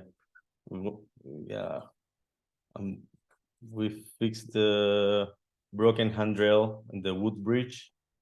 And we're gonna do the bridge inspection, so to check how many woods we have to replace. We're gonna do it. I don't like to if we know how to do it, we're gonna do it. I don't like to get a company to do it. If we know how to do it, we're gonna work on it. So what bridge would that be? Huh? Which bridges are you talking about? The next to the Buck Lake, Boardwalk or the one? the bridge. So across the ponds or Yeah. going out to the, Yeah, because across the those pond. were replaced only like a couple of One years ago. one of the handrails got Oh, replaced. okay, Yeah. handrail, okay. Yeah. Oh, it's actually, there's one piece of handrail on the first boardwalk that goes from the backside to, on the eastern side. That goes to Buck Lake from the backside of the trail there. Mhm. There's a board there that was just replaced. Okay, Yeah, I'm gonna run an inspection to see how many we have to replace, and we're gonna start working on it. And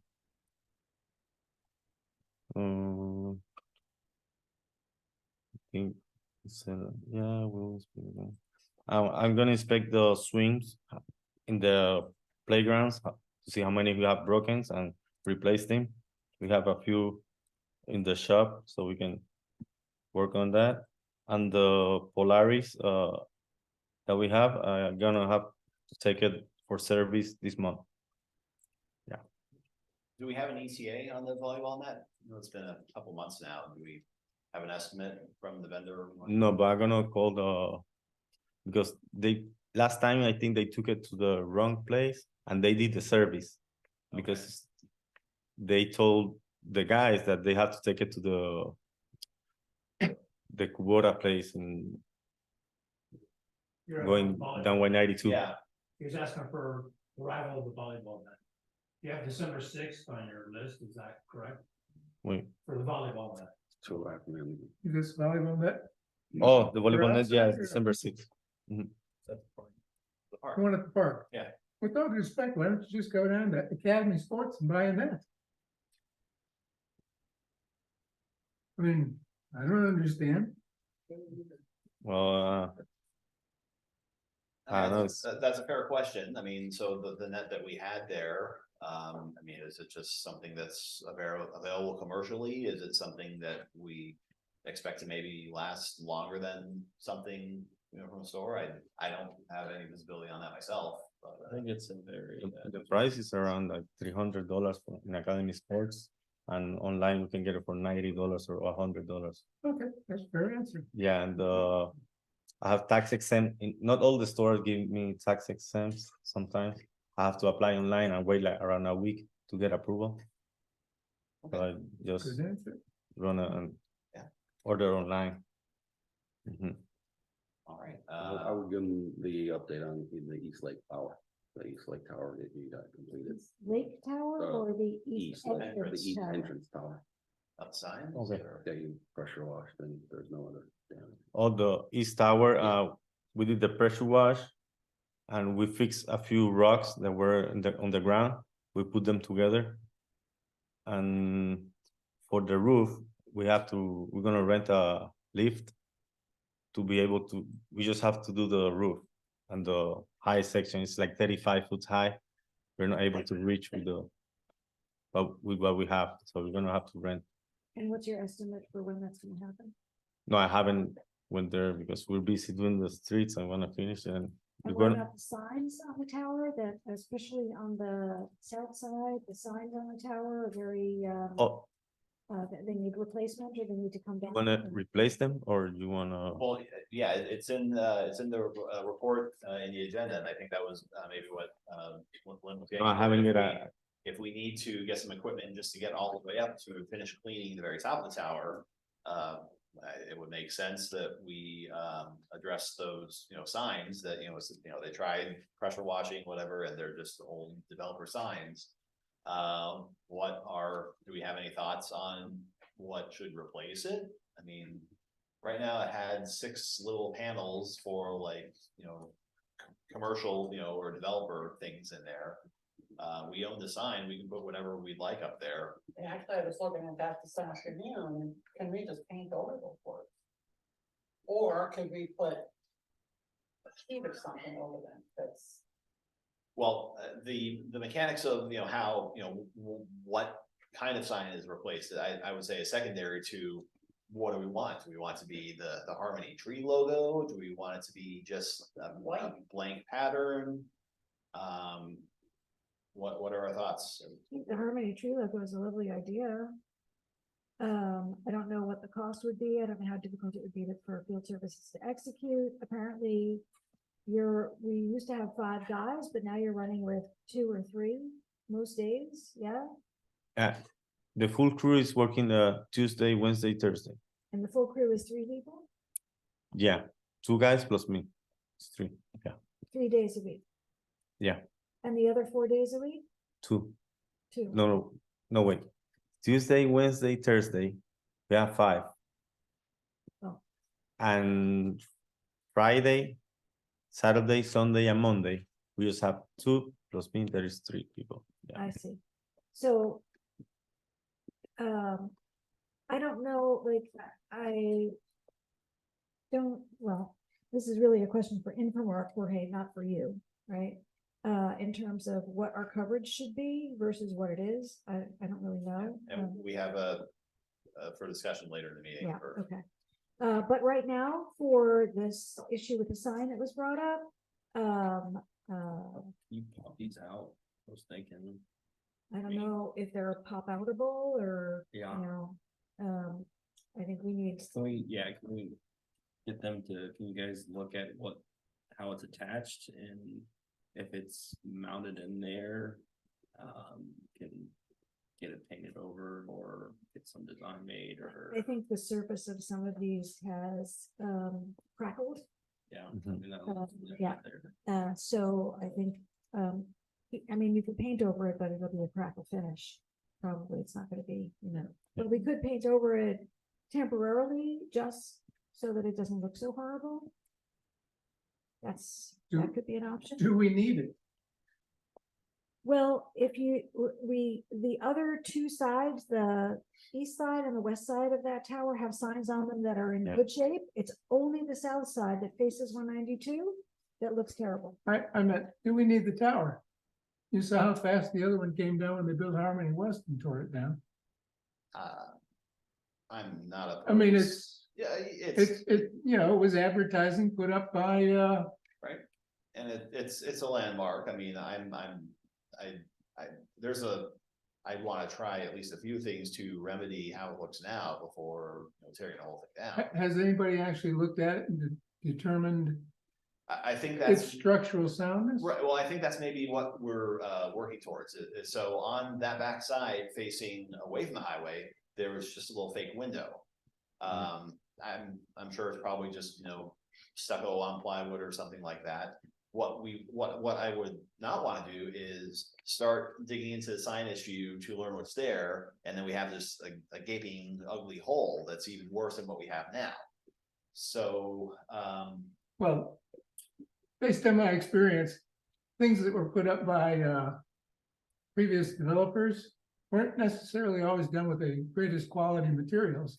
And I'm kind of concerned you're gonna end up throwing good money after bad if it's really shoddy construction on the inside. And I'm not sure how you figure that out. Right. But, you know, it's sort of a, well, there's a door, Jorge or Lynn, I mean, do we have been inside there? I mean, Or carry. Yeah, do we there's store stuff in there? Or do Yeah. Okay, so, but it Can we has tell- some useful purpose. yes, and can we tell from inside? I mean, if we, can you tell just from being inside there that it's safe to maybe take down the signs that are there now for the purposes of determining how best to replace it with something new and decent looking? Okay, so, are we comfortable with giving that direction to field services to take down the old informational signs from the developer to evaluate? Just the ones on the south side for now. Mhm. Or are we talking about the east and the west side as well?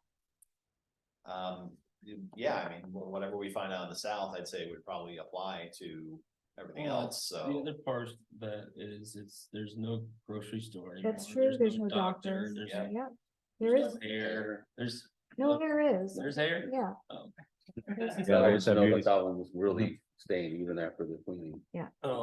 Is it possible, is that, and I don't know much about building and all that, but is that stucco, or those things just, is that all hooked on there, like with that wood frame? It looks like it's probably anchored in from the inside. If I could bet, it probably, if Maybe. they're wood or panels or something like that. Yeah, they're all Um, separate. So, Lynn, would we need a motion to just give field service direction to, on the south side, the worst offender facing the highway, Right. take down the developer's informational signs and, in order to ascertain what, if anything, can be done going forward, and at field service discretion, if maybe a coat of paint or something would at least get it in a presentable. To be honest, though, sorry, to cut you Yeah, off. no, If we can get them off and pressure wash them and put them back up until we find a. They have pressure They, washing. yeah, they've No, I already thought they pressed- said they couldn't get that high. No. Oh, Yeah, it's the roof. Oh, Yeah, okay. the roof done, Okay. yeah. Sure. Yeah. Didn't Well, how have- close were you really at that sign? I mean, that's still, We did from like around 20 foot down. But- Yeah, from there. you got on the ladder? A No, ladder? we have a pole, extension pole for pressure washing Okay. that can reach 20 feet 18 high? foot Okay. plus our height is around Okay, so 25 it's- foot it's high. really staying then. Yeah. Okay, all right, fair enough. So. So back to your question, a motion's not necessary, you're asking, you're providing an action item to field services to. Go out and look at take the south side ones down and paint is what I heard. If we're in Unless agreement. it's something different. Yep, Sounds good. sounds good to me. Excellent. So all the south side ones where they're asking to take those down Reason, yeah. and paint those. I wonder if that's Yeah. just turning from all the cars driving fast in the wind. No, I think it's on the south side, so it's from the sun. My guess. If I had to bet, that's what I Rise in bet. the east and the west, right? Do we have anything else for, Field field service, manager? yes. One item in the agenda was the broken cover grate on the pool. It was supposed to be replaced by November 20th. Was that done? Yeah, it's done. Yes. Yeah. Okay.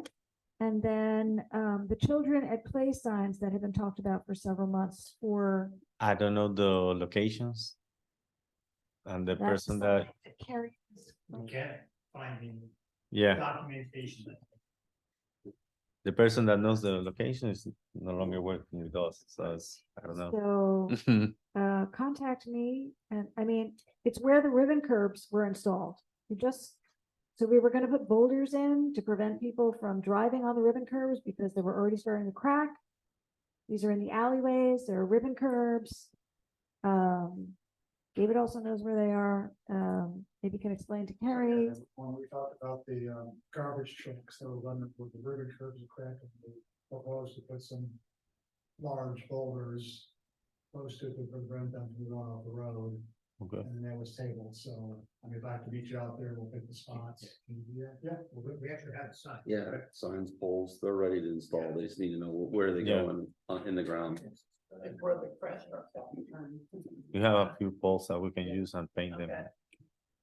And you Ready. could, well, maybe you could even send him photographs with the locations, David, that we don't have to actually come out.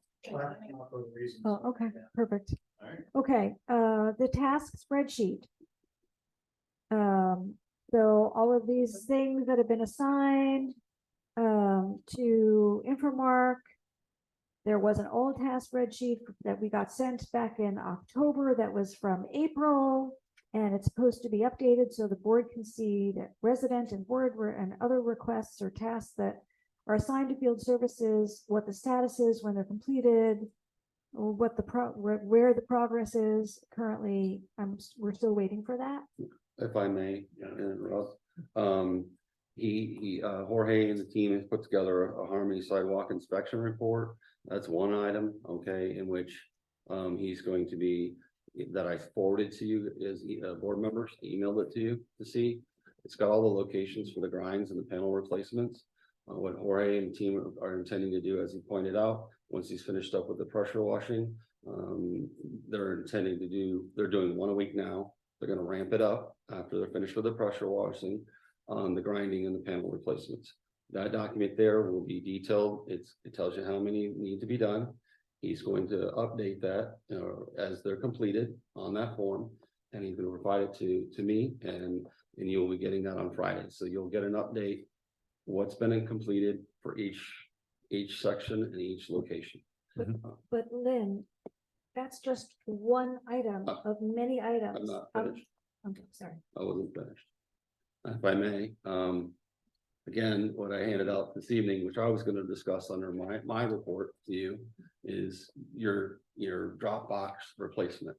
If you'd like to talk about it now, we can, or you can wait until my report and I'll go into more detail. Okay. We'll wait till And, right, so any other questions for? Yes, Ed or I Agnes? wanted to know what's happening with the beehive in the garden. What? The beehive, the bees that are in the garden, have Oh, they been taken care of? the bees, they came 3 times and treated, but, and I went there and hit the house a few times and nothing came out. And the next day, they were full of bees. And what they said that they not gonna be able to handle it. They're gonna call another company to come and check. When you Because say they, who's they?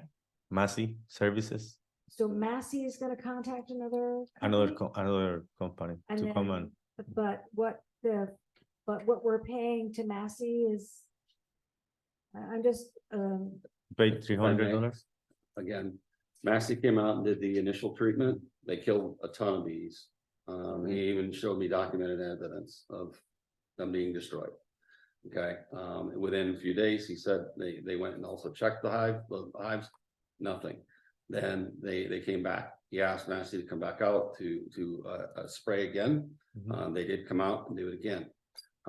There was some more residual kill, but there's still more bees. So what they were saying is they think it was a lot larger area than what their scope was. They charged $200 for those treatments. And so what he was advised from them is they were going to contact another vendor, or we will contact another vendor. They're going to give us a couple options so we can eradicate them for good. you know what kind of bees they are? Africanized bees. They're honeybees. No. Today, there are probably 10,000 more, and the building on the inside, the schoolhouse is filled with bees right now, and they're extremely agitated. And I talked to the man yesterday, he was up for the 5th time, and they even attacked his truck, so he get out of there ASAP. Yeah. So that sounds like a So- beekeeper hobbyist. And you don't go and kill honeybees with poison that kills them on contact when it's in a foundation under the floorboards. I'm sorry, I'm extremely disappointed with Nessie. Because they have no idea what they're doing, Well, and someone is gonna get hurt. Okay, well, And it's a mess. and it sounds, okay, so it sounds like Massey is already, is referring somebody else. I mean, I know there are aviaries in the area. I mean, let's make sure without, you know, undue cost to the district, let's, you know, make sure we're. That's the game plan. Yeah, I gave Jorge the name of 5 beekeepers who are licensed and assured to come out and take care of that, and I got that from the Florida Extension Services. Oh, okay. So think that's they- what I did initially, and it was ignored, so. No, I called them, That's but why I'm a little upset. I think No. they need to be transported to somewhere else. I contact them, but they don't come here. They're too far. Oh, Usually they'll have like a, Beekeepers wanted up to $900 to come and remove them. yeah. We tried that route first. They didn't want to come out and do it. Uh, They didn't want to come out and do it. we didn't want to spend $900. Well, we already spent $400 on 2 treatments. So $200 Well, total. that- Oh, okay. Initially, the bees were fine, and we wanted to keep them. But about 2 to 3 months ago, they became extremely agitated. And they began to attack, Attack it. well, they attacked 4 drive, mowers. Set 3 of them had to get sent home because they were stung so badly, and they also, attacked the equipment, so the grass hasn't been mowed. And the bees have become more and more agitated, and I'm not quite sure why.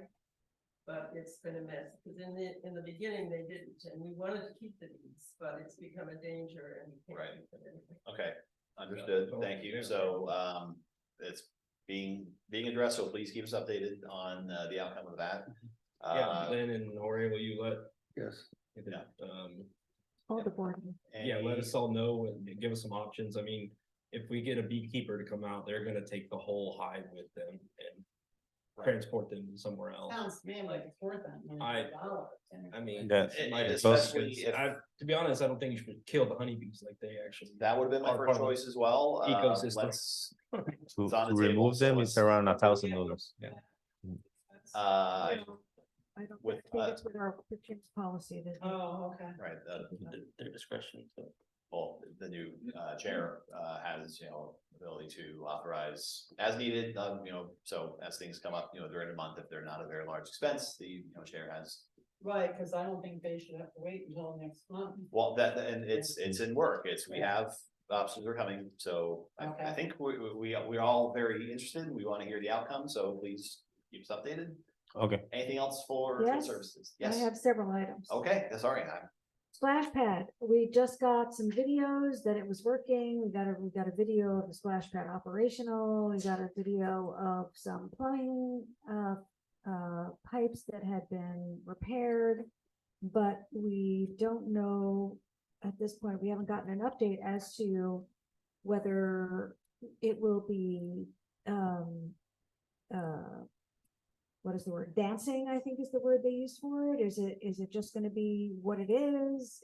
Are there other repairs that are gonna be? Is there something with the VFD that needs to happen to make the system dance? Is it recommended not to have it dance? I'd just like an update on, you know, we saw that it was running and there was some plumbing that was fixed, but apparently there was a leak where they did not repair, and we haven't heard anything about whether that was addressed or not. Again, the videos I sent out to you as board members was an update to show you from their service visit on the 24th of November. That was to show that they came out, they replaced the motor they had to, because of the water damage.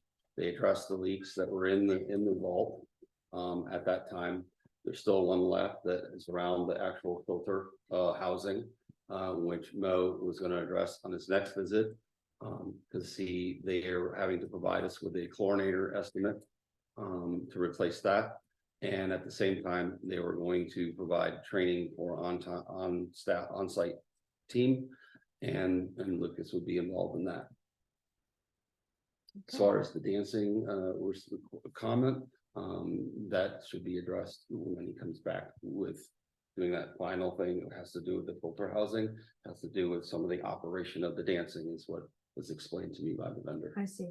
So it would have been great if when you sent the videos, we could have had that update too, so, you know, so we didn't have to spend as much. I just time on got it today, so I thought I would share it with you tonight. Okay. the outfalls that were clogged on Five Oaks and Catbrier, have they been done? This is pertaining to the flooding.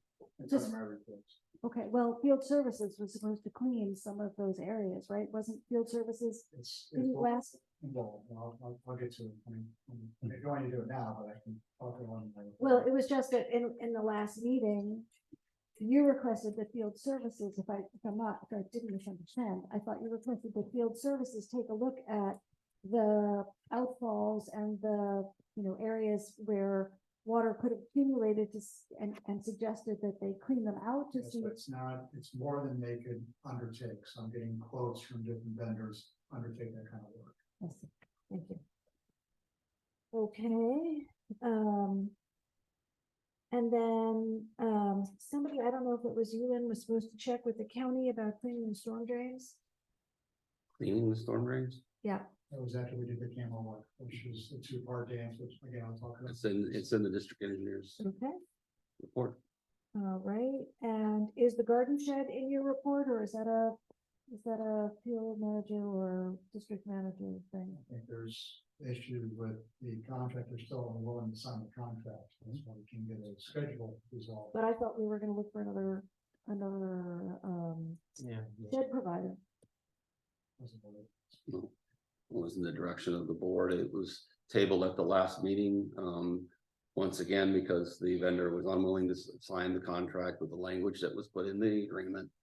And I've checked with 4 vendors at this point, all of which 2 or 3 that the board, I pointed out, they don't make buildings this small. That was one thing.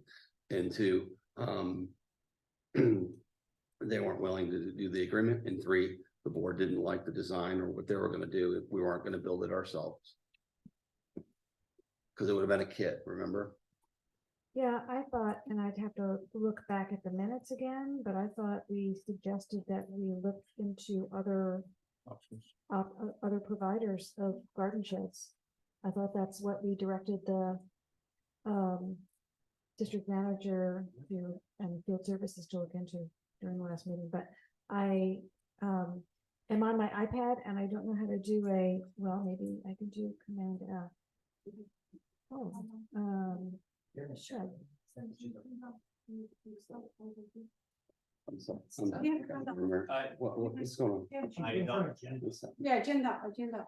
Oh, do we have any more printouts of the? No, I just had an extra one because. Here we go. We can feel free to have a seat. We'll continue the meeting.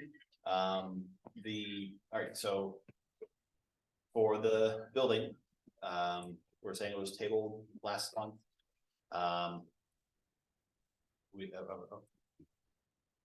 Lynn, you were saying that you have some, you have looked at other sources and for either contracting reasons or aesthetic reasons, were not allowable.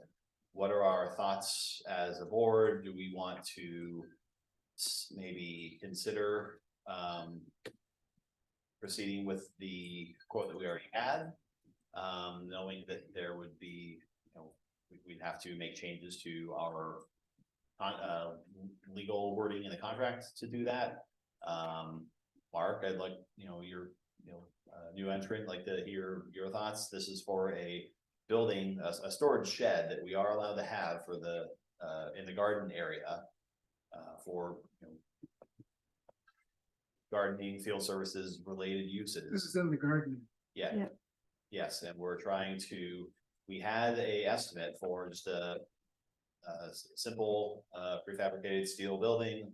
I believe field services would have done the pad for it, or maybe this is getting into some of the complications. Basically, we had a vendor and a quote, but they were not in favor of the contract that we wanted them to sign. How much is how big is this The shed? issue was they wouldn't commit to any kind of delivery date. We wanted to, I think we asked for maybe 60 days, was it, Mike? Or, what was Yeah, we were very flexible in terms of the dates that we were looking at, but they refused to sign a contract that had any delivery date that they would be held to, but they wanted money up front. How big a shed is this? 12 by 20, It's, Harold? it's two, yeah, it's 240 square was the maximum that the county would allow. So. What's the largest you can get at Home Depot? No, but in the minutes from last month, this paragraph on line 1112, Mrs. Kramer stated, or Ms. Kramer stated, I gave Mr. Hayes today a lead on a local government that just constructed this type of building, albeit a bit larger. But we are looking for both our community maintenance facility and the garden shed. Let us see what he finds out, who they worked with and how they were to work with. I am much more comfortable hearing from the experience of another local government, how their project went versus jumping into this company that we know nothing about for the leeway. So in that, Ms. Kramer stated that she gave you a lead to follow up on. I recall now an email, Carol, that you're stating. I know it was for a county municipality that did a building for a fire truck. And it's a huge building. And I didn't get any information on that, but I suspect that that's going to be the same as the other vendors that I brought to this board that are not going to do a shed at 12 by 20 at 240 square feet. But I will get a definitive and share that with the board. I mean, how much we talking about spending here? Like 10 grand. Again, I go back. It was Why not- $5,000.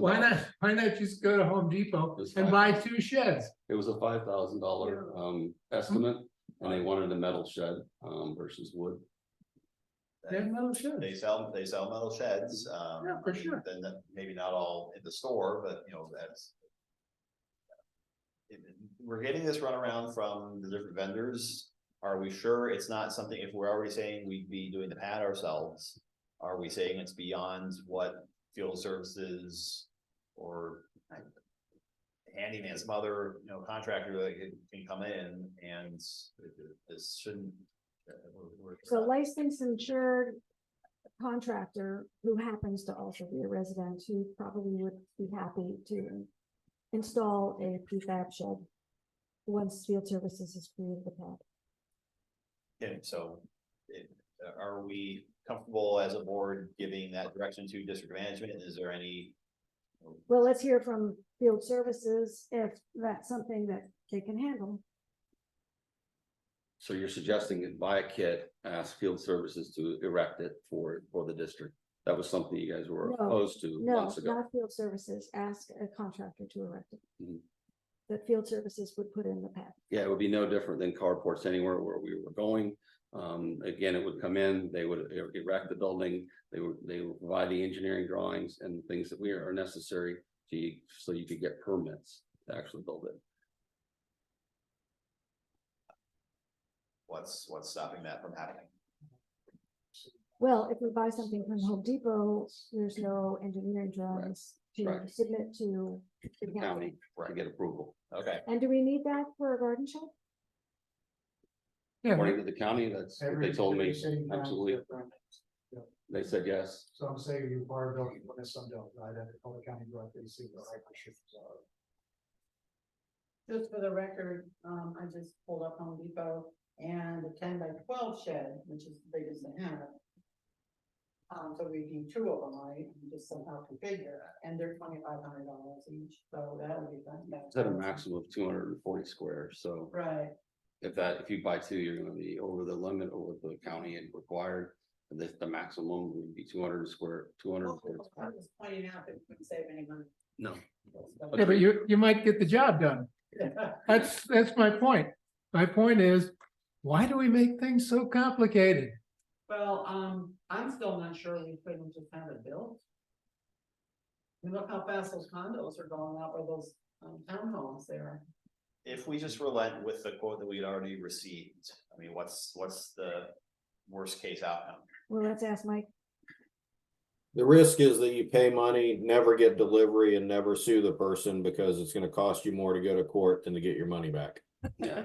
Okay, that's, I understand that. Is this, I mean, this isn't, wish.com, this is this is a reputable vendor that's in the area, that's licensed, that we have some kind of recourse, maybe They're out of, I believe, if I remember correctly, and don't quote me on this.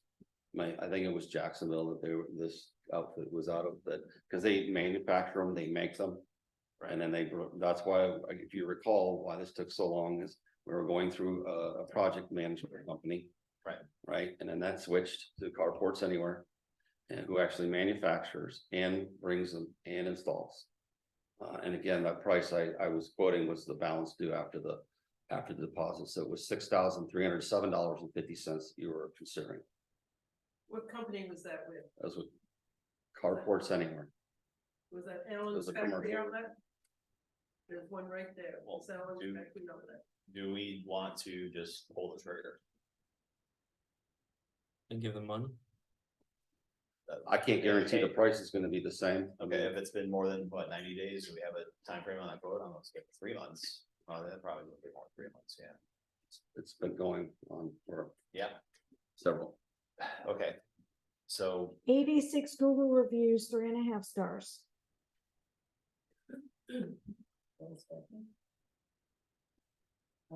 what's our direction?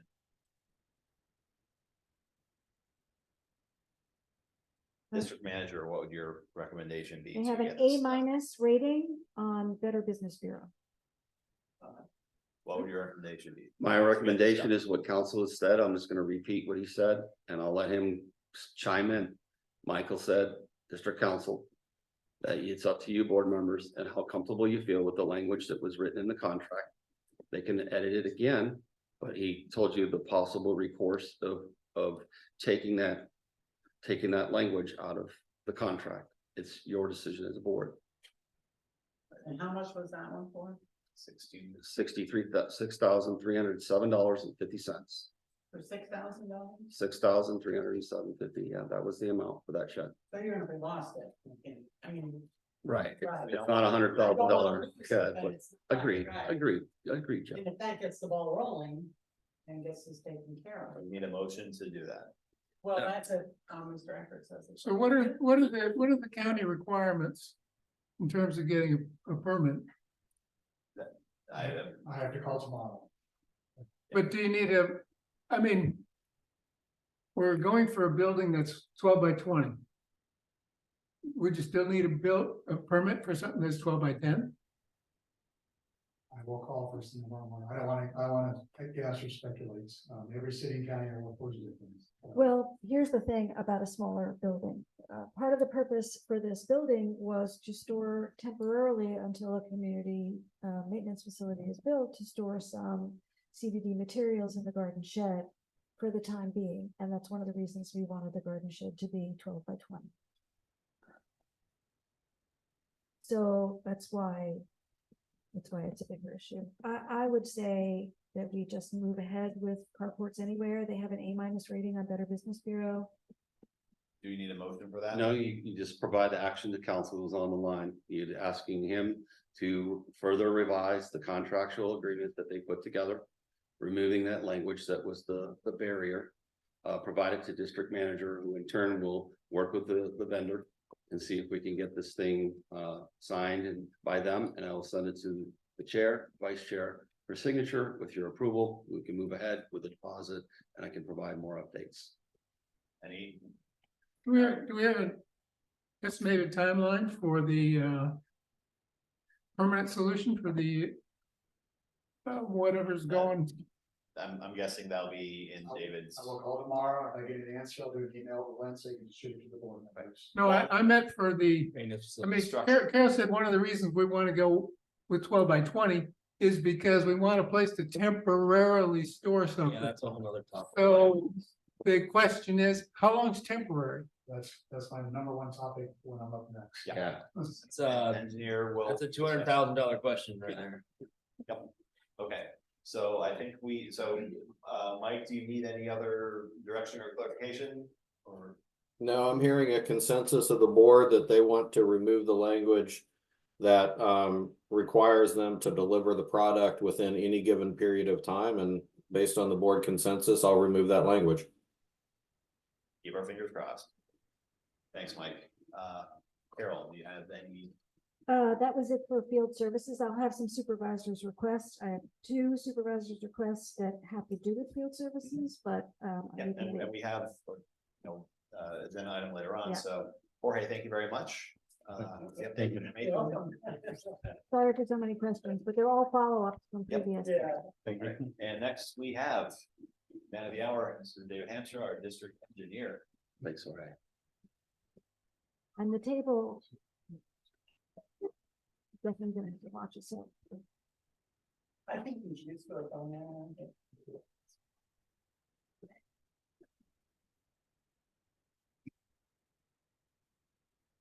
Good evening, Chairman. Good evening, everybody. David Hamstra, District Engineer. I have 4 things on tonight's agenda for discussion.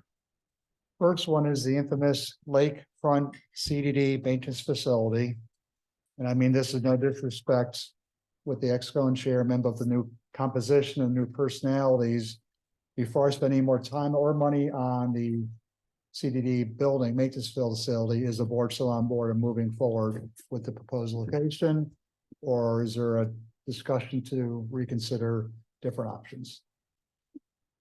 And depending on your answer, then I'll talk about the actual location and the plans we're working on, so. I'll go first. My thoughts, I know it was mentioned that the Garden Road is starting to show some, signs of the wear and tear and had maybe additional fill, placed on it. Do we want to, I know that the district engineer did an analysis way back when we were first looking at trying to maintain that. Just for the, the stability of the road and everything and what would be required to keep the RV lot open. In light of, things we've seen in trade papers of, incoming developers potentially building a road that would also go to that area. Do we want, would any of the conversation change if we looked strictly only for the purposes of the CDD office, having a structure near where we had it before? Would the requirements for what we would need in terms of stabilizing that road be any different if we're not talking about there being an RV lot there? And if it's, I want to make people are saying, they're not happy about the proposed location. We want to make, I want to make sure we've just done everything we can to make sure that there's not a way to maybe do that existing road and previous location without exorbitant costs to the district. Does anything change Well, if it's just when- us back there versus? When you were considering that location, it was always hooked to the RV lots. Right. So yes, the fire department required a paved surface. Right. Which was in contradiction to what the Florida Gas Company would allow because of their transmission lines. Right. So I'm not sure that situation will have changed. I didn't know if you were stick with the lakefront, go back to plan B, or if there's a plan C that the new board wants to consider. Otherwise, I'm ready to finalize the site development plan submittals to the county and get that ball rolling, but I don't want to do if the new composition here has a different intention of what they want to do, so. I'm in favor of keeping it. So one more, and this is to what Mr. Janacek, I'm sorry if I pronounced that wrong, Janacek said at the beginning. I believe the direction had been to not look at using the existing pad, that we have to be building up a new pad. Is that correct? We're gonna have to break up the pad with that. If you're gonna stick with the lakefront, Right. that pad is not Okay. good at, we're gonna have to Okay. break it up and put a new one. so. Okay. And that new pad, is that a fixed location? Is that something that we still would have some? say Now's the over? time to talk about moving it, so. Okay. And then that'll segue into the building size we're gonna talk about later, so. And would there be additional costs incurred if the site for the pad was moved further back from the trail? Not at this point. I mean, we're not, No. we're okay, just moving a so- box on a plan view, so it's not. We're breaking up the concrete. It's not good for the new building. Whether we poured it 15 feet, 20 feet, 50 feet off the pad, now's the best time to do it before the plans are finalized. But it's not gonna require any grading or anything like that, or fill or anything. There may like be, that. no fill, but there may be some regrading back there to get a level platform. And what kind of cost are we talking about? Additional Well, cost? first, well, let me kind of jump ahead at first then. To keep it cheap, originally, we went with a 16 by 45 by 12 building with a lean-to. We also got quotes when Brett was here of a 25 by 45 with different widths for the lean-to. So if you're gonna move it, you also want to go with a bigger building for field services. Because we got 3 quotes at that time. So at the time, we went to the cheaper version to kind of squeeze it on that existing pad. But when I met people out there, when I was doing my field work, so I sure hope you're not putting it there. And that's why you need to come to the board and voice your concern, but they never show up. So, anyways, but if we are going to move it, you want to rediscuss or revisit the size of the building as well. And what is the total all-in cost for a 25 by 45? I'm just building only. It goes from basically 18,000, what's proposed now, which was agreed upon a couple of months ago, to the next size up that we were gonna put on the other site will go up roughly to about 25,000, about an $8,000 difference, $7,000 or $8,000 difference. And and when I say all in, I don't mean just for the building, I mean for any additional site work or anything, additional that the CDD would be paying for the facility beyond that $8,000. I haven't spent too much time, Carol, so I didn't know what this new board was gonna do. I mean, so. Right, I'm curious too, we were like, what, at 100,000 or so for the lakefront side, right? For the blue one. So it's just interesting, we're what, like 300 for the other sides more on there? Yeah. So. Just curious to see how much that increases the overall. Well, I mean, we've already established that it's gonna be a new pad. We know the difference of cost of the building goes from 18 to 25. A slightly, larger pad, that doesn't seem like that's gonna be a multiplier to the cost. What is the cost of putting in a 25 by 45 foot pad, since we're gonna have to remove the old one anyway, and the cost to remove. But then if you move the building, you're adding more sidewalk. I mean, so I guess I'm trying to get several consensus. Are we sticking with lakefront? Are we moving away from the trail? And do you want to build a bigger building? And then I can come back with good numbers, revised numbers, so. So we don't really want to keep on putting it off, but in order for us to make a decision, we need to have numbers, right? So that's why we're asking these questions. If we put it on that site, the Buck Lake site, which nobody really wants to put it there, but because it seemed originally to be a lot more cost effective to use that site and put it there. But now we're running into complications, like the old pad has to be broken up and removed, and then a new pad has to be put in. And so we're trying to say, okay, it was originally $100,000. Are we talking 150? Are we talking 110? Are we talking 175? We're just trying to get an idea before we make a decision about where to put If it. you're going with a bigger building, a little bit more concrete, you're probably gonna go from 100 to 150. I'm just gonna give you ballpark numbers. Mark, what are your thoughts? That's still less than half the price of the other, right? I'm sorry, what was that? I said that's still less than half the price of the other. And the other was gonna have problems because of the land and the property too. Yeah, Do I recall there's that a big- correctly? There's an easement there, there's, still some unanswered questions. I about mean, yeah, access, right? it's tight, but you got a bigger building, you got paid parking areas, you got a dedicated facility. We were gonna put a restroom at that location. So it's not quite an apples and apples comparison, but yes, it definitely is probably double the cost. But obviously from prior meetings, both from the public and the board, there was uncertainty. But I just don't want to plow forward the county and then, Right. if there's a potential, if not, I'll give you a new number in 3 weeks when we meet, or 4 weeks, with the bigger footprint, the relocated footprint, and whether it's 140 or 150, whatever the number is going to be. Well, I'll give my opinion. I think we're beating this thing to death. And I think that a decision just needs to be made. None of us want it to be there and none of us want to spend the money, but we have to have a facility.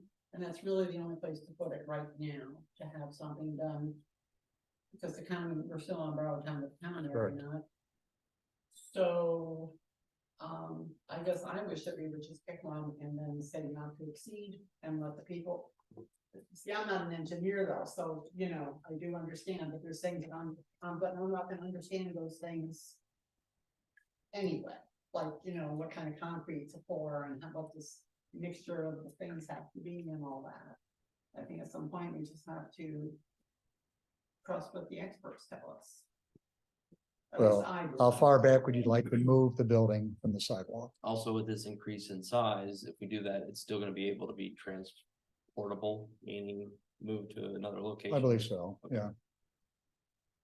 I mean, we move houses right now in New Smyrna Beach and we're elevating them, so we can definitely move the shed. So. Well, that might be a saving grace. Where's the maintenance for the golf course? It is. So that's also off of Five Oaks, where there's the new. Yeah, dog okay, that's park. what I thought. Any possibility we can share with them? We had talked to them, now that was that was, getting, several months ago. And, they wanted, like fair market. Apparently they're maybe willing to sell, am I understanding? And When I spoke to the golf course, on the board direction, they said it's a definitive no. They didn't have any space. They weren't interested in that. They have landscape companies and everyone, including residents that want to park RVs there, et cetera, and they were not going to entertain that. And the limitations for using the previous area, one, there would be yet another PD amendment we would have to undertake with the county to hopefully with their approval, get blessing to have a permanent facility back there. When you say back there, you mean by The old community down the garden? road, yes. We know the fire department wants a hammerhead to be able to turn around. We'd have to hope that they were okay with being grandfathered in with a rock paved road, since FDT won't let us do a hardened pavement over it. Wasn't there some talk about that coming in from the other side when that other part is developed? Well, yeah, that's why I mentioned earlier, the thing that was in the trade paper a few weeks ago showed a road going right through that front portion and would only have to cross the pipeline, as happens, many other places. So that would be a far less expensive permanent option once that surrounding development is complete, if it's in a way, shape, or form resembling what was in the trade papers. I don't know if we and David and Lynn, if you think the county would have any patience with us, considering that, hey, on a temporary basis, can we use this grandfathered road that has survived this pipeline and easement work that has been going on the last few months, would only be used for CDD, so, public use, but not, commercial or, RV lot use on the temporary basis, that with the understanding the permanent solution would be that we plan to have access be from whatever new development comes in front of it.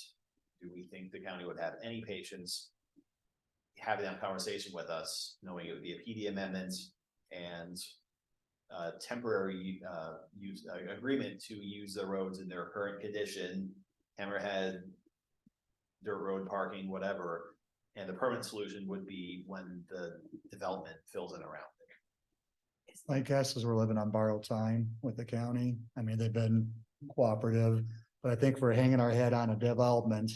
And who knows what's going to happen with their permitting, opposition from the public. And so if we tie it to that, it could be a year easily, Dan. So I mean, I don't know how much we can pull that rubber band at the county. Also, I wonder if there's sufficient room down there, because I know the garden shed was looked to be pushed back because the road floods, and so I don't know that there's really sufficient room down there. That's It would still, cost more because there's it seems like it would cost more in terms of just the site prep required in addition to the building. To me, it seems like we should just continue on the path we're on. A slightly bigger building, if it's only gonna, well, it's gonna cost more, but I think it's gonna be worthwhile in the end. And that building is movable, and even when the development does come in and there is a road, then we can talk about moving the building to that location. But I don't think we should ask the county now to. And we can put it as far back as possible.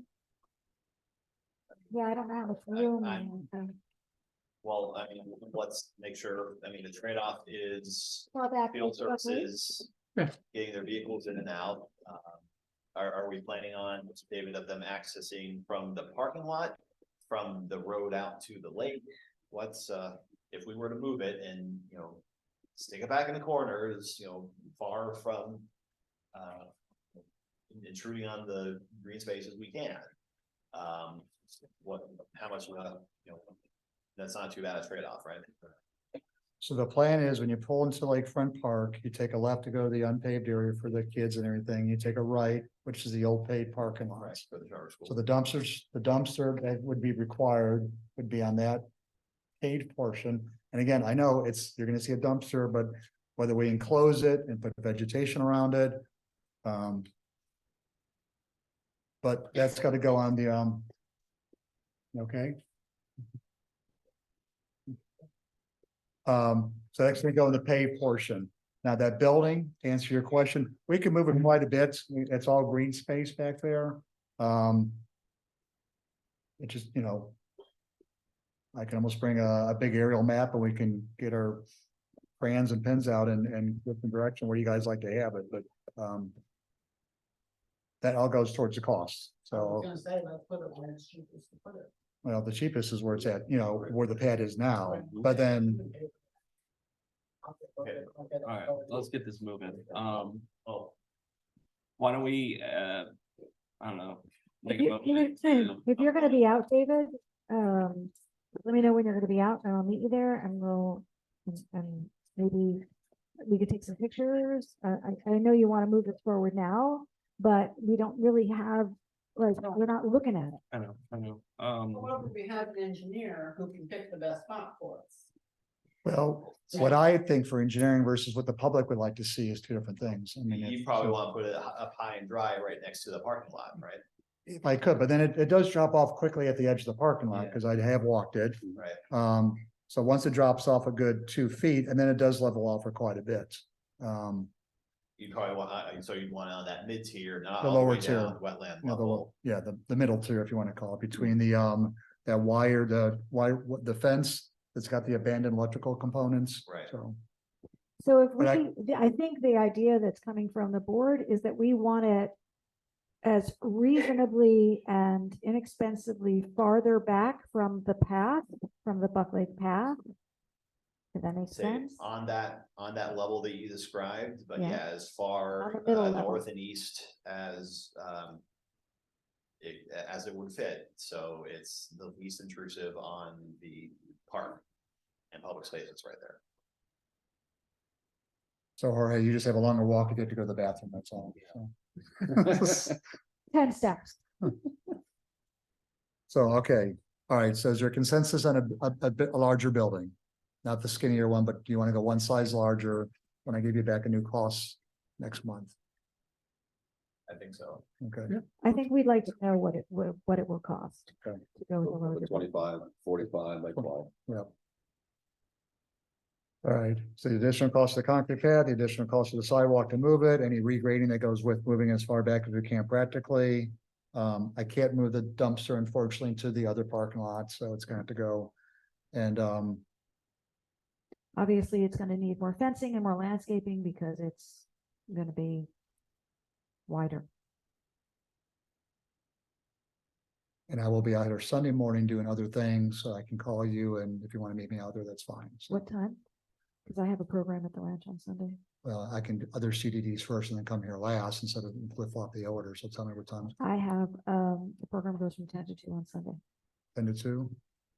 Can you do 9 then? Maybe, 8:30. maybe. I mean, I'll be at the ranch Okay. getting everything ready, but Well, let me know if 8:30 or That's- 9 yeah. works. It shouldn't take long. so. reach out to me, please. Just- All right. Any more on that before I go into the next business? Does it sound like it? Okay.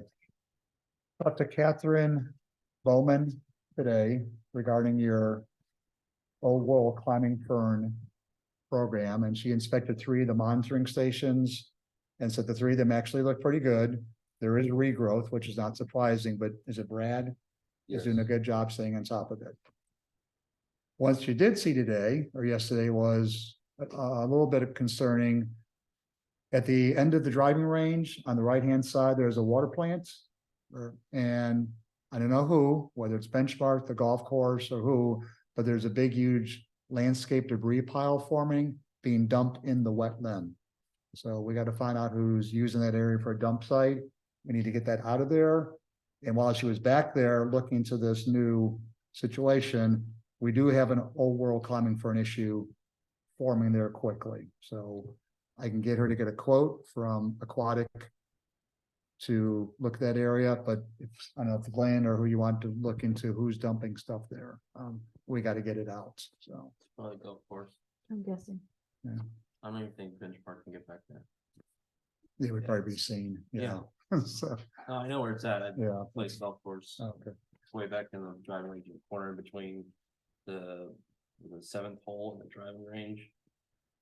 If you could provide me with So what where's she has for the- logistics or. Okay. Where's the debris No. pile? I think it's time Well, the- somewhere in here, somewhere. probably right here in this. The driving range is this way, Mhm. and the 7th hole's here. Right, no, I'm very familiar with it. there, Yeah, because we used so to- it's in this pond that's, I guess. she said they're actually, it's, being dumped in the wetland, the bigger Oh, so wetland. maybe it's over here Okay, or over here. Oh, over Yeah. here. Let's see. cause their lawnmowers are back here. But they're, they have to mow the whole entire. All right. Good luck with that conversation, then. All right, last thing is a follow-up on the 5 Oaks Drive and Cat Briar Trail Storm Sewer System investigation. I tried to get a quote from Atlantic Pipe Services, who's been doing all our closed circuit televising or CCTV inspection of the pipes. I guess lately they've been getting burned on pipes that are submerged underwater at all times. I'm guessing what they may find when they go in there. So their bids are coming in a lot higher than I'm used to, maybe because of lessons learned. So they asked if you can just make sure the outlet of the pipe is free and unobstructed, and then they would feel better putting their plug on there, pumping the pipe out dry, and running a camera through there. So I went out there about 2 weeks ago. I want to say the one at 5 Oaks Drive almost looks like it's entirely buried in sediment. And I ran by the lane if Infomark was comfortable getting a small backhoe or getting back there and getting the sediments out. And I then went to somebody we've been using for quite a while, PJ with Element Environmental, for all my CDD work. And he said he would give me a proposal. I was hoping to get it today. It'll give me a proposal to do sediment removal. So then Atlantic Pipe Services give me a solid number to CCTV inspect the 2 storm sewer systems. They have the observed and localized flooding issues we talked about 2 meetings ago. So riddle me this, if we get that proposal, and I mean, that's the mandatory work that those outflows need to be cleaned out. I mean, there's a chance that's the issue right there. Could be, right? and if it's really bad. Right, so I guess depending on that outcome, we might just be, would there be a risk in waiting to see if after the next rain events? Well, it's not getting any worse. It'll get better. Right, it's so, not going to fill in, cave in right away. No. Okay. So, yeah, look forward to getting that proposal. Didn't we talk about something with the county trying to split it with us or something for those? Well, we didn't have a model problem on Cat Briar. So that's why I'm more concerned if it's the outlets. We do have a model problem on 5 Oaks, but again, from what I saw now, that pipe almost being entirely buried, I think it will go a long way if we can just get that blown out and clean, put some riprap around it, protect it moving forward, and maybe we don't have to do any CCTV work or any coordination with the county on discussion of costs. So on Cat Briar, I had asked Lynn or Benchmark, there's a control structure stuck in the corner on the golf course side, completely surrounded by littoral plants that I couldn't physically get to. So I just simply asked Lynn or Benchmark if they can clear like a 5-foot diameter area around that area to look at the structure. And for Mark is to do me a favor on the other control structure for Five Oaks, there's a hole in the bottom in the box that controls the lake level. There was about a 12-inch thick matting of pine needles. I mean, I just took my boot and cleared it, but I just asked Lynn if these guys can just take it all out. It's not a big deal. Which Jorge and the team will address that. Okay, all right, so. And that's it for tonight, so. Any questions the board has on old stuff or the topics we talked about this evening, so. No, but there's also an outfall. Or there's a drain. With grate on the backside, it's behind Dark Sky. Leading to Buck Lake, the backside of the pond there. And there's like a little tree growing out of it, and it's always got water in it, even when we were quite dry. And I'm wondering if that needs to be looked at as well. Yeah, so those are, they call them bubble up structures. The way this was designed is the water, when the pond would fill up, would go through the pipe, come out of the top of the structure and sheet flow into the wetland. So every time you look in there, you should see water at all times. It'll vary throughout the year, but Covered in water. Oh, It's it's not covered. draining off. Well, It's not because completely that going would, off. that should be the lake level out there, right? now there should be a little swale and then it sheet flows into the wetland. So I'll look at it when we're out here. It's no big deal, Yeah. so. I know where they're at. There's 3 or 4 of them. Dark Sky, behind Dark Sky, you know, like That's like over there. the loop that goes around the back of the pond. There's an outlet that comes from that pond that goes toward Buck Lake, but it's always covered in water. And there's 1, 2, 3, 4 of them. That, you know, the same design through the structure, back up to the wetland and it's supposed to sheet flow. So Right. I'll look at those when I'm out here. So. I know, through the, interlocal agreement that the, pond and canal treatment is happening, or happened recently. That covers the canals, you know, behind Harmony West. And, you know, again, they, for everyone's benefit, they own Buck Lake and the canals. We have an interlocal agreement for the maintenance thereof. My question, just while we're talking about drainage and growth and everything, the drainage canal, which partially comes through our CD property and then runs through Harmony West CD property, is, you could almost walk on it, is extremely vegetated. And is there any point where we need to be concerned with, does that, it's drainage structure for the entire, you know, the lake and entire system, is there a point where, we would need to, and obviously with, in coordination with Harmony West, when should we be worried about that? And Dan, I need to look at to see, you know. Well, if you're looking at the drain right there, it's. Okay. The canal's right there Okay. too, so.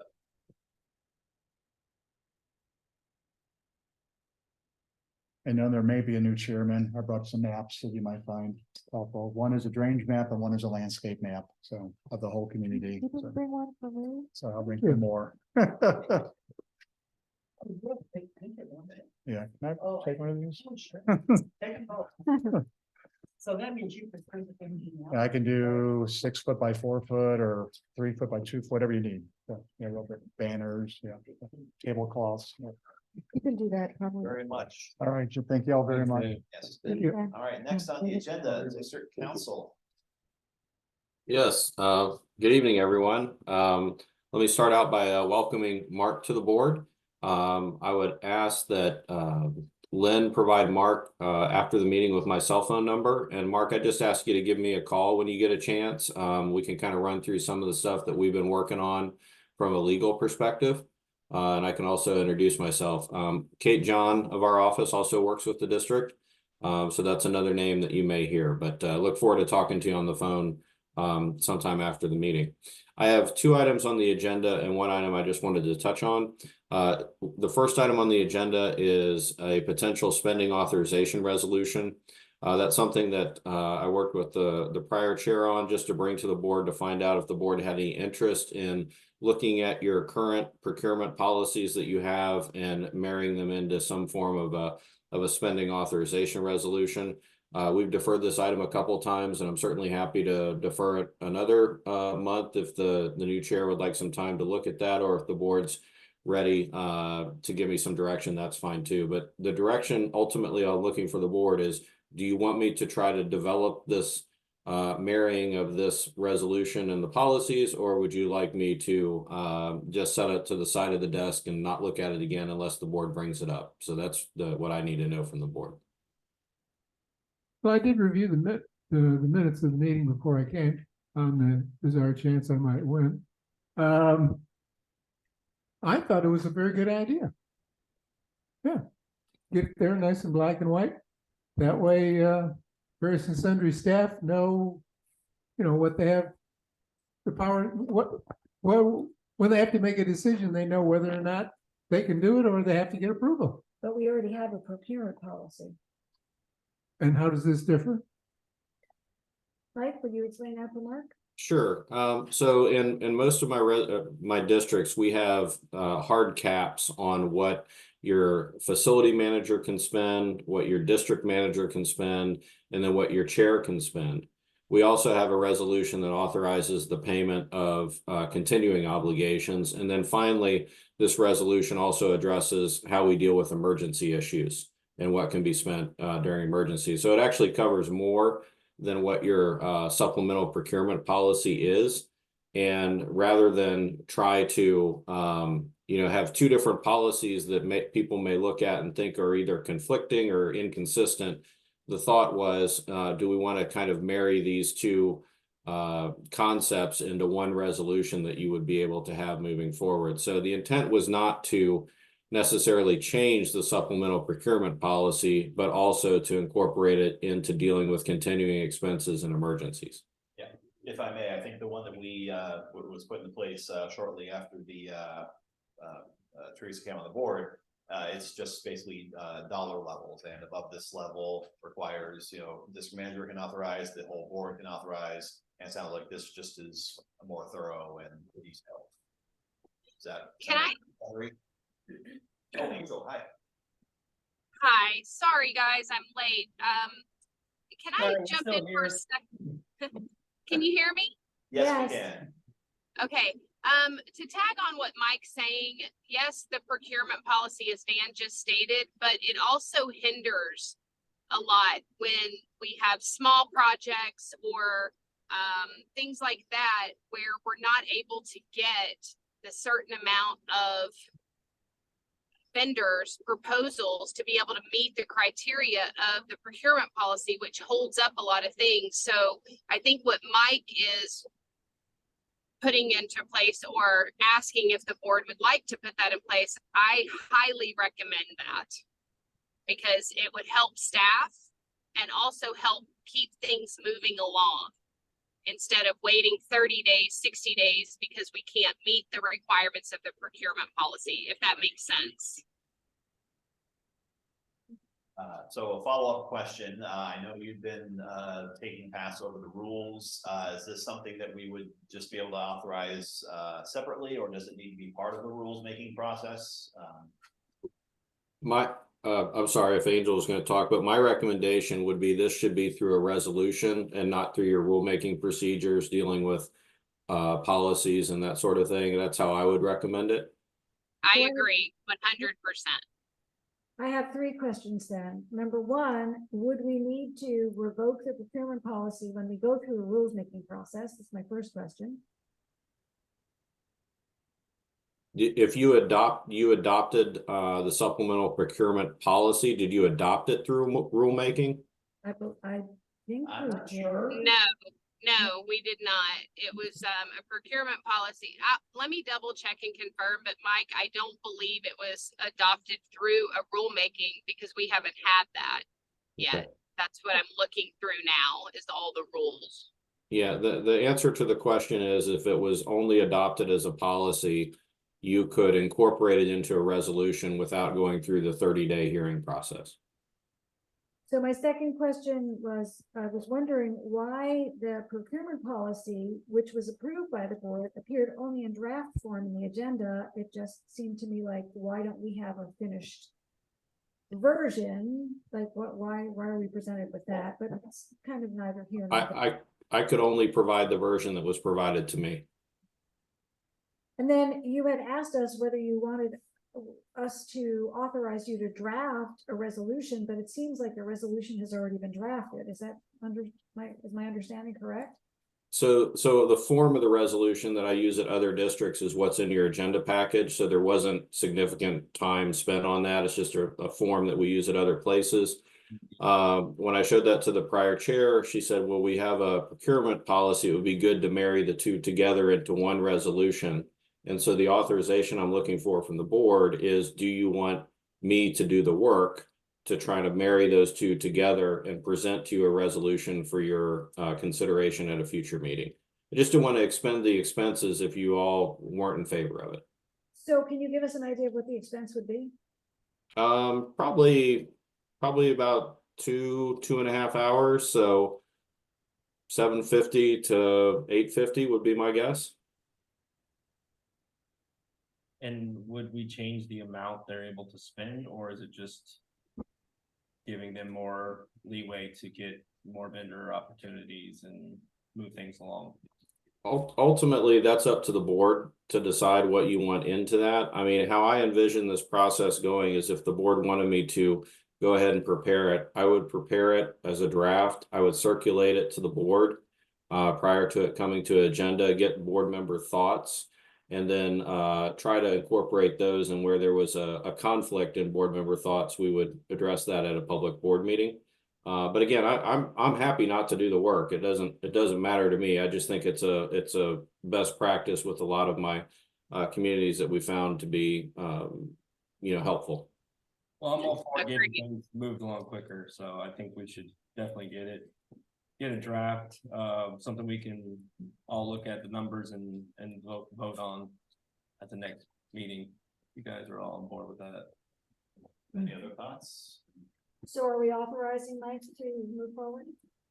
I mean, sounds like it. or would the alternative be just, you have something that's already, kind of, boilerplate, already generated, that maybe doesn't take the merging process and just would be ready for us to just set the numbers and go from there.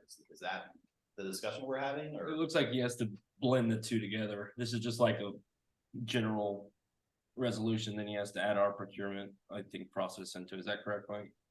It is, and I think that you also, to Angel's point, might want to consider giving some flexibility when you can't get proposals, that the staff is authorized to move forward on some things when you can only get, 1 or 2 versus 3.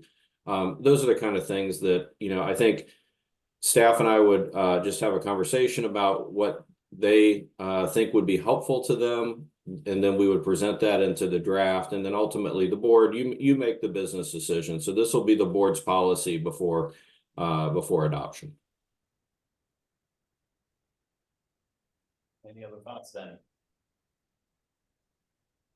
Okay, so it sounds like we're giving you direction to proceed, or do we need to move? Yeah, no, we don't need a motion. I understand what to do there. The third item that I had is we did file the notice with Emma that relates to the prepayment of a portion of the bonds that will be made by the district by the end of January. And then finally, we did circulate an email to the board about the new requirement for ethics training. That requirement kicks in on January 1.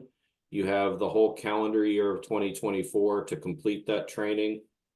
We provided the board with links to websites where that training can be accomplished for free. There's also some paid training. Couple things I would note is we were working with the Commission on Ethics to understand if they were going to have different training for CDD board members versus county commissioners, and they said nope, it's going to be the same training. So even though you have some of the different laws that affect you, it'll be the same training. Our understanding too is the reporting requirement, because a lot of these are for free. They don't offer certificates. Will be when you do your financial disclosure each year. There'll be a box that you check in 2025. I guess will be the first one you see that says I completed 4 hours of ethics training in 2024. So my recommendation is that if you do take, or when you do take the training, write down the date, the training course that you took, the time you spent, I also would recommend that if you can take a screenshot of the first page of the course online and the last page of the course online, I think that would be helpful for you to keep. I don't know that there's going to be a lot of interest in trying to verify from the Commission on Ethics, but if I were taking the training, that's what I would do to be able to have a record of it. And hopefully it'll be good training for everybody. So happy to answer any questions anybody has. My homework is to speak with Mark and remove the language from the carports contract. That's all I'm taking away from the meeting so far. If somebody has a different understanding, let me know. And the procurement. Yes. And the Yes. procurement policy. Yes, have that too. Yeah. But we also have on here the action on the DC1 debt service. Yes, that was the Emma notice that I just mentioned that Right. I thought you were going to ask us about moving forward. We were going to pay that in December, I thought. I don't remember if we settled on that. I thought that was Yeah, the board settled on paying it by the end of January. Certainly the board can choose to do it in December, but the notice that we filed with the bondholder repository was by the end of January. That way, the board was being very prudent in making sure that we had enough tax receipts come in that we wouldn't need those funds for operating expenses. Beautiful. Thank you. Excellent. All right, any other questions for district council? All right, Mike, thank you very much. Thank you. District manager. All right. Wow. All right, the board members, your next meeting is scheduled for December 21st at 6 o'clock to be held here at the Jones Model Home, as we do each month. Couple updates, the Harmony CDD project board. If you look in front of you, what I handed out tonight, it's something we're rolling out. This will be in place of the Dropbox that you used to use. This is just a sample to give you an idea of what we are going to do moving forward. As you can see, there's several columns of different things that we would provide. It's basically going to be like an updated update like your Dropbox would be, that would be provided to the board on a weekly basis on Fridays. As you can see, there's an example of like sidewalk grinding. What notes that I have for updates on that particular item. From there's field service updates where I'll be working with Jorge to get those updates on what we're doing with the project with dates. And again, my notes, admin notes, and whether it was an agenda item or not is what's being detailed here. So moving forward, I mean, this is what I wanted to bring to you, share with you that I will be doing in addition to what we're getting from Jorge on the weekly updates from his project schedules. And just to reiterate, everyone, this will be strictly updates with what's going on from meeting to meeting, what your field staff is doing. This will not be inundated with your daily tasks that they do, emptying dog stations, cleaning pool bathrooms. That will not be on here. Those are things they do daily. This will just be purely updates, so the board knows every Friday what the status is of things that were tasked from a previous meeting or field projects that are going on. So for example, things like the pool cover grate that was in the report, things like the beehive in the garden, the volleyball net, the children at play signs, the tower, this tower, that would all be on this list. Yes, ma'am. Yes. Okay. My thoughts are, I mean, this looks good. I mean, this is just a sample. I'm not expecting it to be, fully, filled out and everything, but as far as a template and everything, if this is updated and refreshed and all that, I like it so far. Are we going to view this online, or are we going to update it and then send it by email? I'm going to be updating it, and then I was going to send it to you via email. Okay. Yeah, it's Joanne, Joe, it's a live internal working document. So it's going to be updated daily live. And then every Friday it'll be sent out to you all. Oh, okay. Any chance it's in Teams and you can just send like a view only link? So. It actually is, Dan. And if everybody has access to Teams, we can also share it that way. I just didn't know if everybody had access to Teams, so we could actually shoot it out both ways if you like. What platform? Microsoft Teams. I do not have Teams, neither does Jen. Okay. Okay, so it can be sent out both ways, Dan, emailed to the board. And then for the people who have Teams or access to Teams, it can be sent to them that way as well. So who's with the Teams and Dan? Set in Microsoft 365. It's Yeah. Microsoft. It should have been, yeah, it should have Well, installed don't we along have with Outlook. access We to have that? Outlook. Teams just probably was installed at the same time. That's what I'm wondering, isn't that part of what we have? Everyone should have it. It's probably. Yes, you'll probably just have to download the Teams app is probably all you'll have to do. And again, this is read only, this, we're not meddling, this is. With the documents. Okay, I'll send it. All right, so I'll send this by email. Carol, Lucas will do it on Teams. Joe, you want it by email or Teams? Well, I'd rather do Teams. I'll let you know if I have it. All right. Or if I can figure out how to And get then, it. and then Mark would like, by email. He wants a letter in the mail. Got it. Email once a month. is fine. Email and include the Teams link Yeah. for everybody. That way you don't have to do anything separate. Yep. You just attach Yeah. it, plus you Yeah, provide the just link. do it, whatever makes it simpler for you, Lynn. Don't try to. Yeah, don't have to do it. Once we have the Teams link, we can just look at it anytime we want. Thanks. You could, yeah. Yeah. All right, from there also, you would ask, this is follow up to your old supervisor emails. They were backed up when they did the transition. What I found out from our team is that if you go to your board member Outlook email account and you scroll to the bottom, you should be able to find those in a folder, whether it's marked archive or not, your emails should be there. Yeah, sorry. It's not. It's not? Okay, so then I need to do some further on that. There's one email from September of this year that shows up in the archive on my Outlook, so. Okay, so the next step, Dan, if everybody doesn't have that archive folder, then we just already have it set up with Microsoft. They're going to do a zip file for each and every one of you, and that zip file will be sent to you. Okay. All right, thank you. Okay. Looks like it just started. I got one from October, but Is yours working? I just got one email from October. Okay. Well, we'll look at getting the zip file and get it forward to each of you. Right. Okay. That as far as the additional things I have is the traffic calming devices, information. Talked about a speed study or traffic study. And I contacted the county. I did circulate to the board through emails. The traffic calming devices application and petitions. As they stated that, how this would work is they actually have to come out, the traffic engineer, and determine if this facility or the streets would require a traffic study. That was step number one. Two, in the language, it kind of pointed to the homeowners association is something that would typically do this.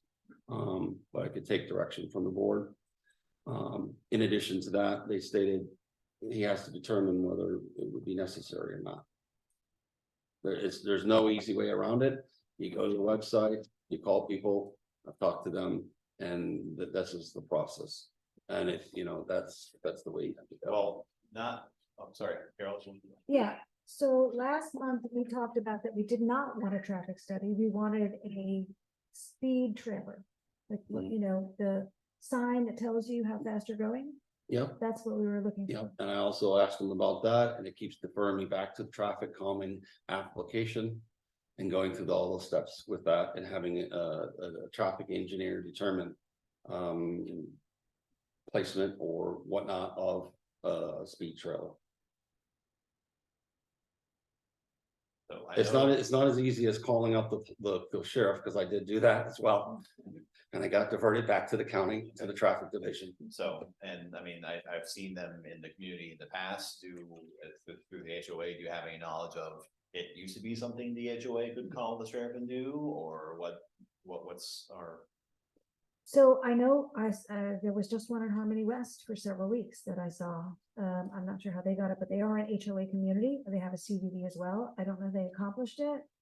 I'm wondering if you can contact them, Lynn, contact Harmony West CDD and find out whether it was them or the HOA that requested the speed trailer or whatever it's called.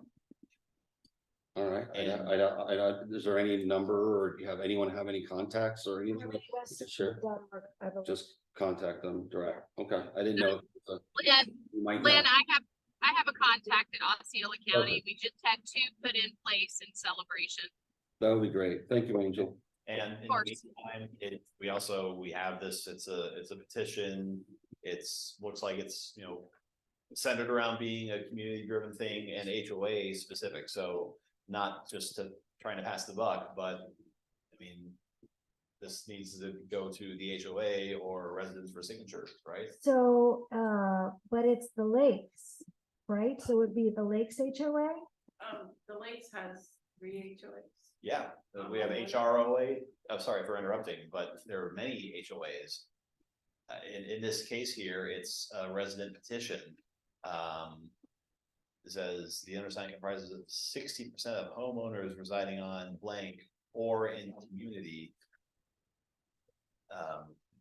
Yeah, let's hear what Community West or Harmony West says. But in the meantime, we can forward along what we got from the county, and maybe something can start happening. If it's something that the HOA should do, we called the county and the county said the CDD should do it. Sounds like it's a lot of buck passing. I'm just quoting off the documents that were provided from the county. Who's on first? I will forward those to I know Mary. Yeah, send it to Mary Jane. She talks to me. We can work it out between the communities. Should the Carol, should the bigger HOA be the one?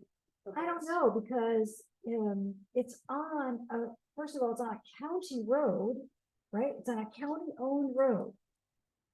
And the HOA has no purview, and the CBD doesn't have purview on a county road. So I don't understand why they want to do it. 5 Oaks, down by 5 Oaks between Middlebrook or Feathergrass and the end of the road there. Apparently people are really speeding down. Oh, you mean right here?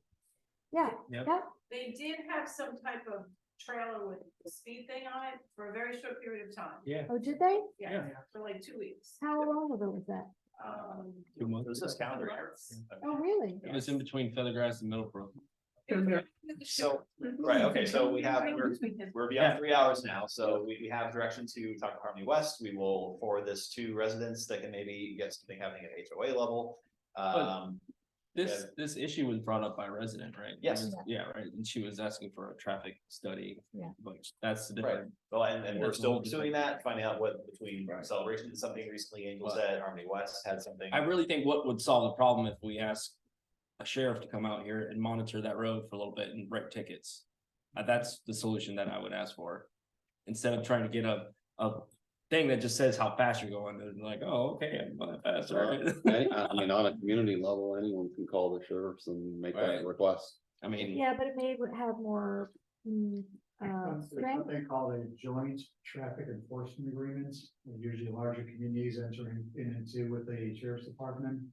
They'll ask you to do a inventory of your signs, your speed signs, your yield, your stop signs, so your signage is up to speed before they commit to deploying their officers in there to do control. That may come up when you talk to them and ask for it's called a JTAA, it's a joint traffic enforcement agreements that I know a few deputies that live in here, so I can ask them to see if they can, get some information, see if they can get somebody out there and start writing tickets. I think that'll be the best solution. I'd also like to see start cracking down on tangle by the golf carts. David is correct, though. Before the sheriff department will put anyone out here, they're gonna want our signs to be DOT regulated and all of that. But not if you know somebody, they might just send somebody out. Yeah. Yeah, if you know someone in the neighborhood, they may do it gratis for you. But if we go through the sheriff's department, they're gonna ask exactly for what David just Right. stated. I understand. Or use a box of noodles. Thank you. Thank you, Chris. All right, I was gonna say, I was thinking of something. all right, Lynn, anything else for? No, I've already covered, we talked about the splash pad earlier. Yeah. I'm waiting for an estimate from EFS, the chlorinator. I've already given the board direction of what's gonna happen, moving forward, and that's all I have. All right, do we have any questions? for- Yes, when do we expect the rules from you, Angel? The rule change suggestions. They will be emailed out to the board within the next week and a half. And then just for comments or revisions to come back, I'll compile all of that and it will be put in your next agenda for review. And then if we're gonna make any changes, we'll set a rule hearing and then we'll go from there. Thank you. And then I noticed, and I could do this under the consent agenda, but just because we're here, the copies of the receipts from the credit card bills were not within the invoices, and we had discussed that last month, and we had been told that we would get those copies, but they were not in this month's agenda package or the, expenditures package. So I'm wondering why not? Can you hear me? Yes. Paula is working on that with Jason leaving and getting a new card for Jorge and all the Home Depot receipts. So we're getting those together. She's putting it in a report that isn't going to take up a lot of space. And the question is, do you want it in the agenda or do you want it emailed separately like you have the other invoices emailed to you? You can just put it in the invoices like it used to be. Okay. So not in the agenda though, right? No, Okay. not on the agenda. You don't have to. Okay. Because if it's in the agenda, it has to be ADA compliant, and yeah. Correct. So you'll have it in your next email out with your invoices. You'll have it in there. Okay, and then just a quick on this woman, Donna Bruno, who had paid for a spot in the RV lot in January of, it's almost 2 years ago, and she's trying to get money back. And apparently the money was turned over to the CDD. I don't know if she's approached the CDD, but she's looking for her money back. She has, and we've gone back and forth with HOA because her check was actually turned into when the HOA was handling it before it was turned over to the district. And I'm not sure of the last communication, Carol, but I will follow up with that in the morning.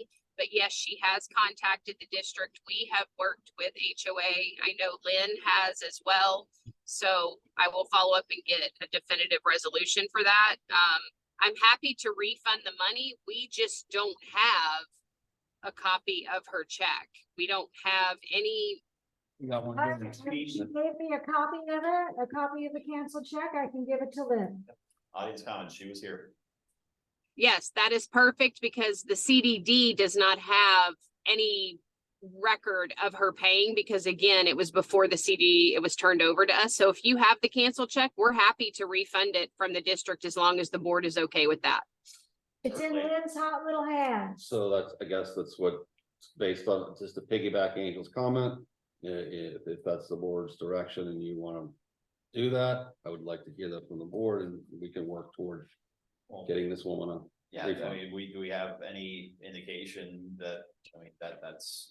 Well, any money that she handed over would have been transferred to the CDD. I Right. think the issue is that they did not have a record that she Correct. had That is turned it, correct. and now we've just given it to All right, that's correct. them. So Yep. Seems now, pretty clear. yeah, now We'll you're, make a check request and she will get refunded. All we have to do is take that check that Lynn has as backup, attach it to the check request, and we'll get it issued. okay, good. And then last but not least, and this is a sort of field services, but district manager, because district manager manages field services.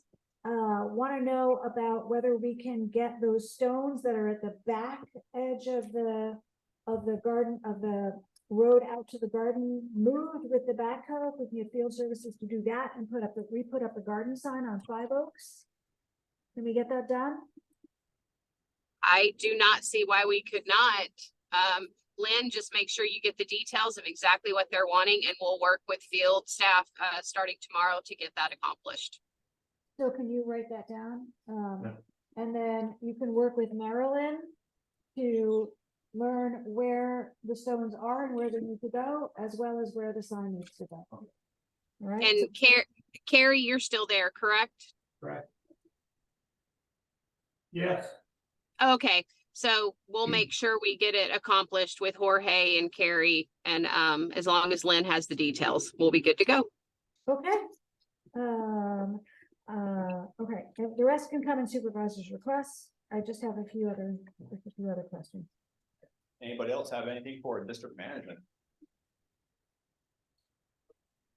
Okay, next I will ask if the board is okay with moving among business items, moving the request for or discussion for developer use of amenity images up. We're into hour 3 and Yes. been waiting Very very patiently, sorry. Any hesitation to, all right, so we'll go to that item next. Sure. No, thank you. I appreciate you guys meeting with me. So this is our first CDD community that we've worked in. So we just want to make sure that we abide by as many rules as we can. So we would like to hold a photo shoot with a professional photographer and possibly have them fly a drone. And we're hoping to have access to the amenities for a photo shoot one day. So I have a couple of questions. Number one, are these buildings on property? And this is really for the district manager as well as for our district council. Are those buildings on property that allows them access to all the amenities? I mean, you know, the amenities are public. They're public access except for things like the boats, you know, or they're regulated, like the boats and the pools and things like that. Are they entitled to access things like the boats and the pools on those parcels? Yeah, I'll start. I mean, I don't know where this land is, to be honest with you, but the general rule is if a property is within the boundaries of the district and they are paying the full freight of assessments, then they are entitled to use the district's recreation facilities. My second question then is there any drawback or liability in allowing them to come with a professional photographer, take photographs of our amenities and use them in their marketing materials? No, we would. Sorry, go ahead, Angel. No, go ahead, Mike. I was gonna say that we would want them to sign a license agreement just to make sure that, you know, if for some reason they caused injury or somebody with their crew was injured, that the CDD wouldn't be liable. But that's typically how we would handle this type of situation. Yes, that's what I was gonna say. And the other thing, Mike, too, is should we find out first where this land is, if they are in fact going to be entitled to use the amenities, because then if we let them use this marketing material and then come to find out that they are not permitted to use the amenities, then I think that might get us into a little bit of a jam. Well, they are located within the bounds of the district. Yeah, it's just inside the west entrance on the left side until recently has been undeveloped. Okay, and so I assume, Mike, that they'll be paying into full assessments then. CDD owns the landscaping all around the lots, so I mean. No, it's at the west entrance. entrance, the other entrance. Yeah, and they should have. Towards St. Cloud to the right, there's all those there's the 2 new buildings there. To my understanding, I'd spoken with someone at the CDD board and that has been being paid and our developer is going to pay it moving forward. With Teresa. Yes, yep. So a license agreement, and perhaps Lynn can provide you, should her company contact you, Michael, for a copy of a license agreement? Yeah, they can just contact me and we've done this before. And so I can get something that's relatively off the shelf and provide that, but it's really just there to protect the district if something should happen. Correct me if I'm wrong, but this is the sixth or seventh builder that's putting stuff up and wants to take a few pictures for the purpose of promotion. Did we do 5 or 6 other this much paperwork to let these folks take a few pictures and use them? I doubt it. I don't think so. Yeah, well then, why are we doing it now? I mean, I'm sitting here and I'm saying to myself, give me a break. We've been sitting here for 3 hours. Why are we wasting time on nonsense like this? Well, I mean, had talked to Teresa earlier, as we heard, was kind enough to ask. We don't need to, I mean, my thoughts are, I mean, it seems a pretty harmless request. It is CBD property. Again, it's. I'm guessing every other builder that's been in here didn't bother to even ask. They just went and took pictures. Well, I think it's very nice of these people to actually come and try and let us know ahead of time they want to take pictures. I think all we should say is, yeah, wonderful, take some pictures, sell some more land, let's get some more bodies in this community. I don't object. Anyone else? I just feel that we have a responsibility as board members to make sure that we're doing things in a way that protects us. That's all. That's why I ask these questions. Yeah. And I think, you know, he's got a copy of a license agreement. I don't think it's really gonna cost anything. Yeah, this doesn't seem like a very big ask. Yeah. I think it is important that you have the license agreement. I mean, again, the board decision, but I agree with Mike. It's our job to help protect the district, and that's all we're trying to do. I wasn't here previously to other builders, and I'm sure you're exactly right. They probably just did it and didn't come before the board. All right, shall we move on? What's our outcome? I mean, we have, what direction are we giving either council or? Stefano here and just. He's gonna contact Lynn, or Lynn's gonna contact her with Mike's contact information, and then she'll reach out to him and he'll provide her with the license agreement. They'll sign it, they'll provide it to him. That doesn't sound too onerous. Sounds easy to make. Thank you. Is there any key access that I need though to access you like, can the full facilities? message any one of us to get access. Or, well, I would say if you were to contact, if you have Angel or Lynn's, they would be able to. Maintenance folks could get them in. Field services. Or Yeah. I could too, you know, because you go to harmonycd.org and all our names and everything. Perfect. I've been on there. My emails.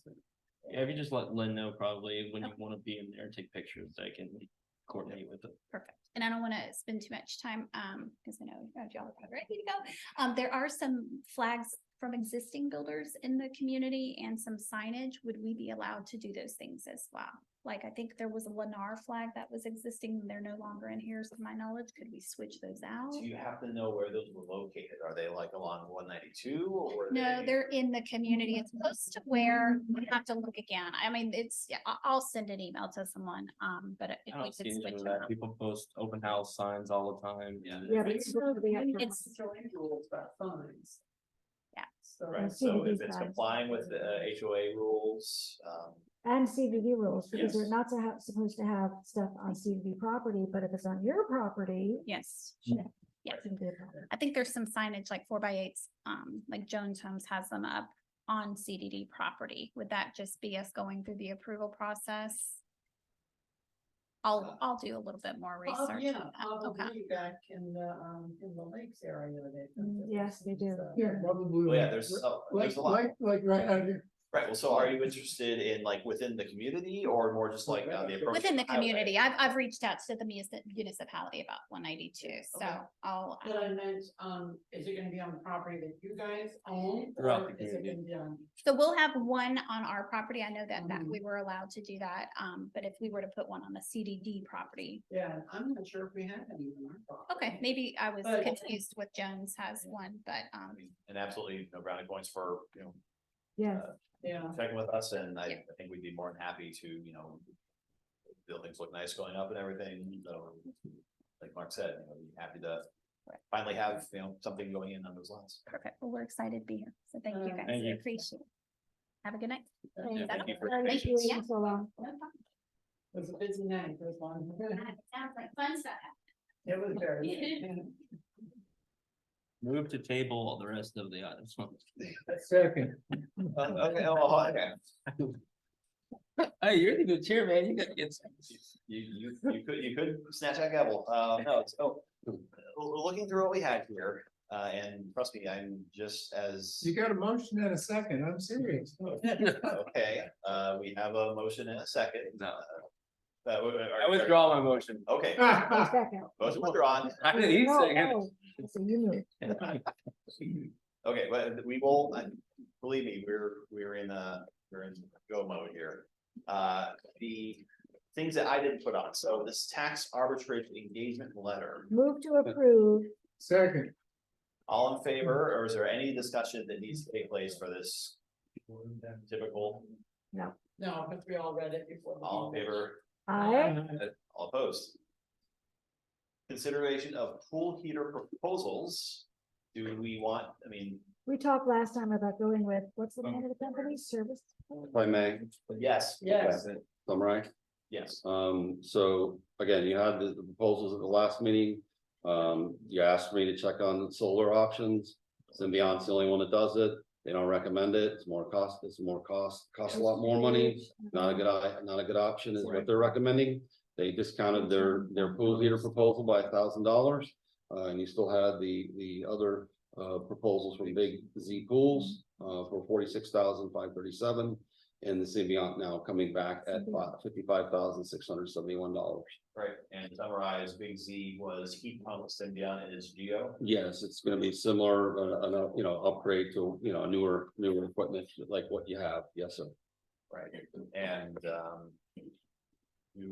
what's the board's, I mean, it's a big ticket item, it's a overdue maintenance item. We have the cheaper heat pump option, I mean, heat pumps are, definitely efficient. Move to approve Symbiont Service Corp. Proposal, I don't see a number, for $55,671. I do have a quick question. Before we go, do we have a second? Before you have a question, because we do the motion, the second, and then the discussion, and then the vote after the discussion. Is that okay, Mark? I'll second and let's discuss. The one comment I had, well, that my wife also had about the pools is what temperature do we keep that pool at? 84. Which is ridiculous. It's like taking a bath. We keep the pools way too hot. And is that causing us a problem with our heat pumps? I mean, are they wearing out too fast because we keep the pools too hot? Well, I think there's a matter of opinion about them being too warm. Yeah. These pool pumps are old. Yeah. Yeah, and so there is a Big Z They're has 20 years a old. 7-year The ones. heat exchanger and parts warranty, 5 on labor, and Symbiont has, I believe there's a warranty with theirs as well. Yeah, there's 5-year manufacturer on labor and 7 years on all parts. For both proposals. Right, And then lifetime parts on titanium, the condensers, heat exchangers. and the heat exchangers are for the Geo. Yeah, Symbiont. Yes.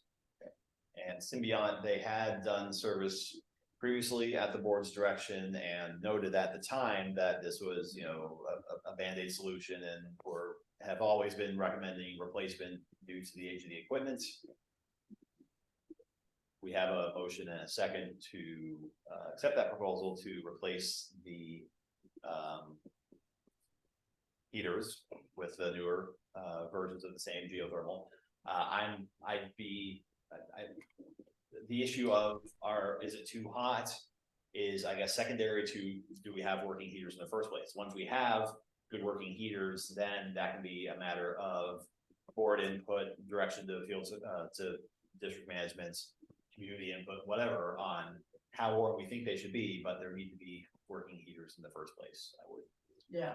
It seems. And this is the company we used previously? as Yeah. well? Yes, Okay. and We're gonna- Let's Carol, can I ask if you can add to your motion that the funds come out of reserves, please? Sure. So moved. And the second accepts that. Yeah, I want to make a comment about reserves after we vote. All in favor? Aye. Yep. And all right, motion passes unanimously. I'm concerned about this use of reserves as a hidden pot of money. I could not believe reading last year's financials and not finding a line item for a $600,000 bill for the alleys. And that it was buried in footnotes that were so cryptic, it was unreal. I seriously question whether or not our accounting methods would measure up to GAAP.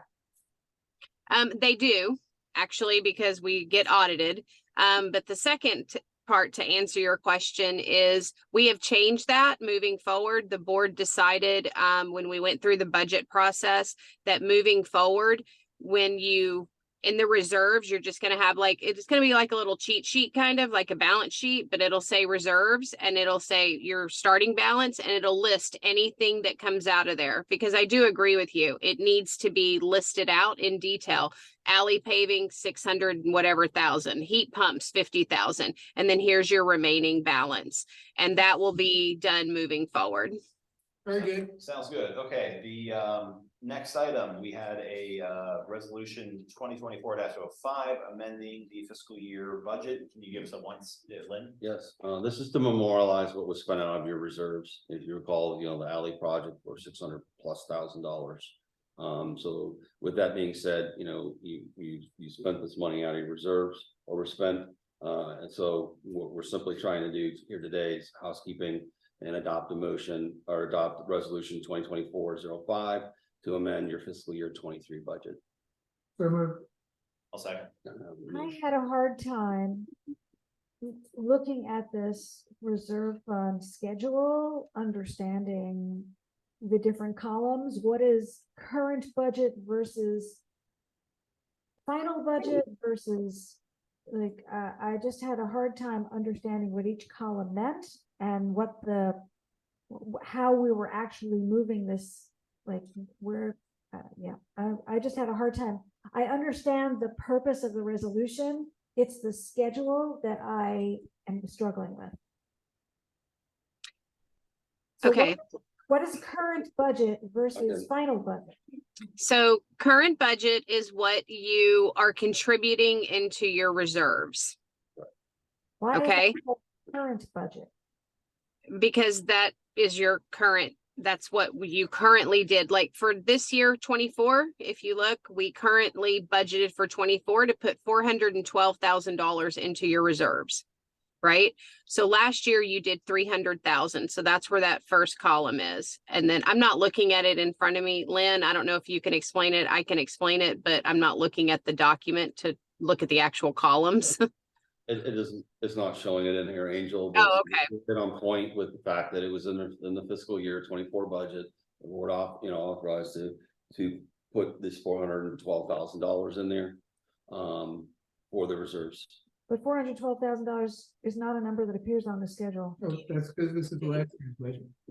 Yeah, that's for 24. I was using that as an example, Carol. I'm sorry. Right there, you should see 300,000. Is that on there? Yes. Yeah. Okay, 300,000 is what you budgeted last year to go into your reserves. So that shows that, plus what you already had, and then we overspent that total amount by 470. I'm not looking at it. 479. 486 and change. Okay. So not that you overspent it, you had the money there, but we have to, anything that you spend, we have to document for the audit. And that's why you do a budget amendment. Put in 300, we took out more than 300 over the course of correct. the year. That is correct. Right. So another question that I had was, since we spent 786,000 plus, why are we proposing only 486,000? That's the difference. That's the change. That's the change. Okay. It's just math. All right. Okay. Are we I think we're fine. All We right, have a can- motion and a second, all in favor? Aye. Aye. Motion carries unanimously. Going quickly through these last couple items. I had asked for a discussion of field services to be on here, and we covered that mostly with Jorge. We had some incidents in the last month where a resident was using a facility. In one case, it was a booking that was supposed to have been blocked off for a day off field services. In another case, it was a resident had reserved the facility, and they got there and it was, not in a clean condition, and we had to, kind of, in a panic, make a phone call. So what I wanted to make sure, and we can table this, but want to make sure we had as a board, and for the residents' benefit, a good understanding of what the field service staffing is when they're here, and if there is an issue, is that CDD email usually seems to work, but we sometimes hear people saying that they're having issues with it. I put a thing on Facebook. No one showed up here saying that they had an issue get dropped. So all that to say, I don't have any. Well, I guess we'll table that for now. I mean, we already discussed it. It's late. Looking at the other. I'll respond to that quickly. Yeah. I asked for him to create a schedule. I want to know who's here each day and what times. Okay. So he's working on that. He showed me a draft pretty many times. Okay, and yeah, just again, if that email is what's up. If that email is, Jorge, you respond to those emails, that seems to be the best way. I just want to make sure residents know that if there is an issue like that, and if it's a Saturday morning, they can send it to that email and be reasonably confident that it's going to be addressed and taken care of. So that's the outcome. We're all included on that one, on the email there. Right, perfect. But there needs to be coordination between the district manager who's approving these Events. applications Well, and events and field Yeah, services. I know. and serving. Yeah, and that was an event, remember, we all approved it for the pool and they ended up moving it. So, and there weren't 60 people there or whatever it was. It was fine. It was taken care of. I just want to make sure for residents' information that we, have, confidence in how field services is. And I would say we're definitely seeing improvement there. So thank you, Jorge and Carrie, Lynn. All right, other items we had. This was the discussion regarding both developer bond for Harmony Cove. Table. No one's Move to here. table. I Or move to remove from the agenda. Yeah, there's nothing happening there. Had a request from the HROA, residents on, because we no longer do the landscaping on the verge in front of people's houses on the boulevard. Well, what if a resident wants to put in paver bricks? What if a resident wants to put in some other kind of ground cover?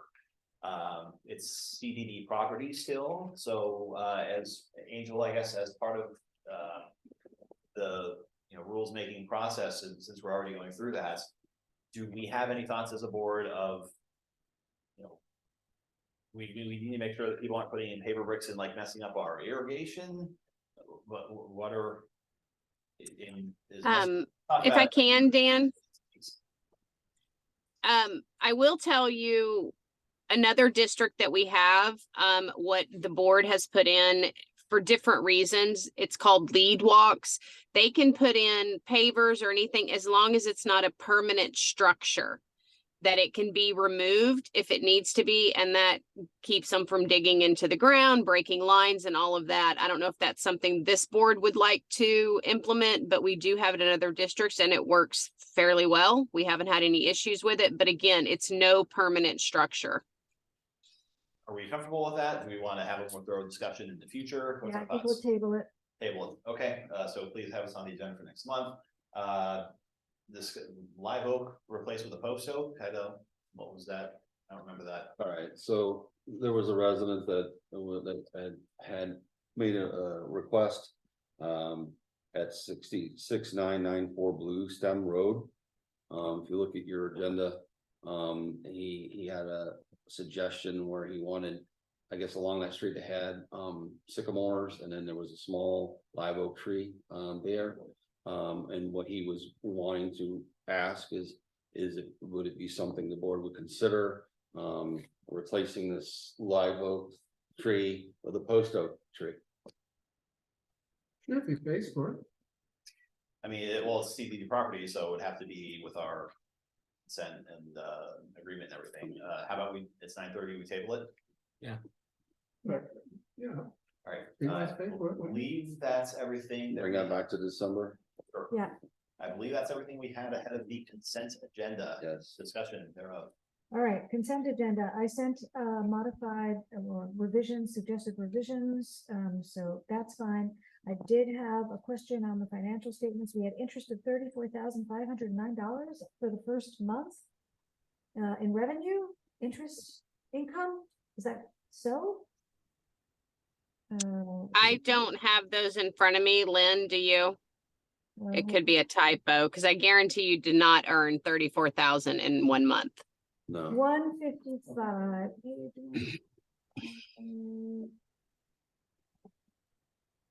Page 1. Yeah, that's where the start of it is. Okay, so it's actually page 160. This is for the period ending October 31st, so that's the first month of our fiscal year.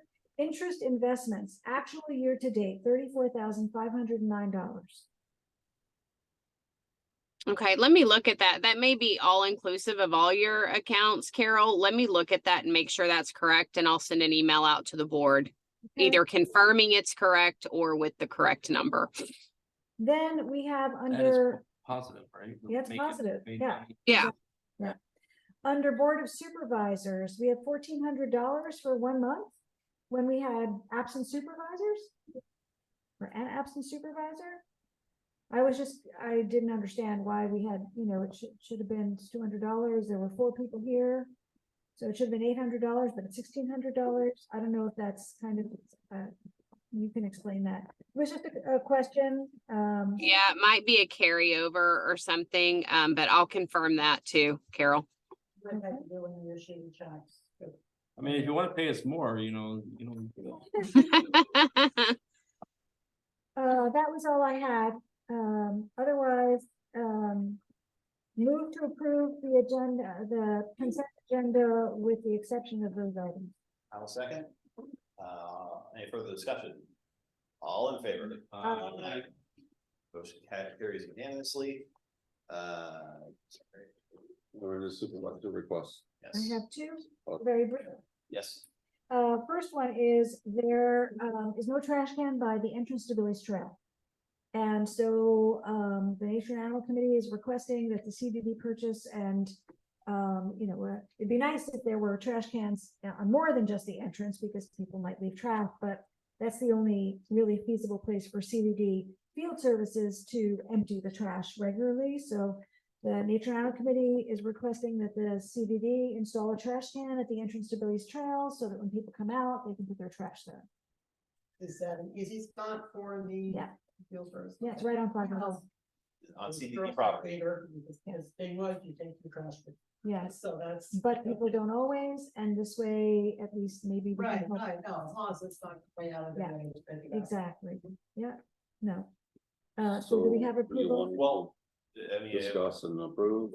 that sounds good to me. It I don't sounds like think a we very need- small expenditure. No more. Yeah, I was gonna say, I'd probably not gonna be one. You do it. $100. Well, it's a couple hundred probably for the kind of trash. And the recurring field service taking care of it. Exactly, yeah. Okay. Concrete based and stable. Still, that's spending wise, that's the only emotion. We're happy with that direction. Great. So that's the action. Got it. The second request is, there are from some old buildings, there's some old portables that we have some ramps. And the Nature and Animal Committee wants to use those ramps on Billy's Trail on CDD property where there are a couple of wet spots.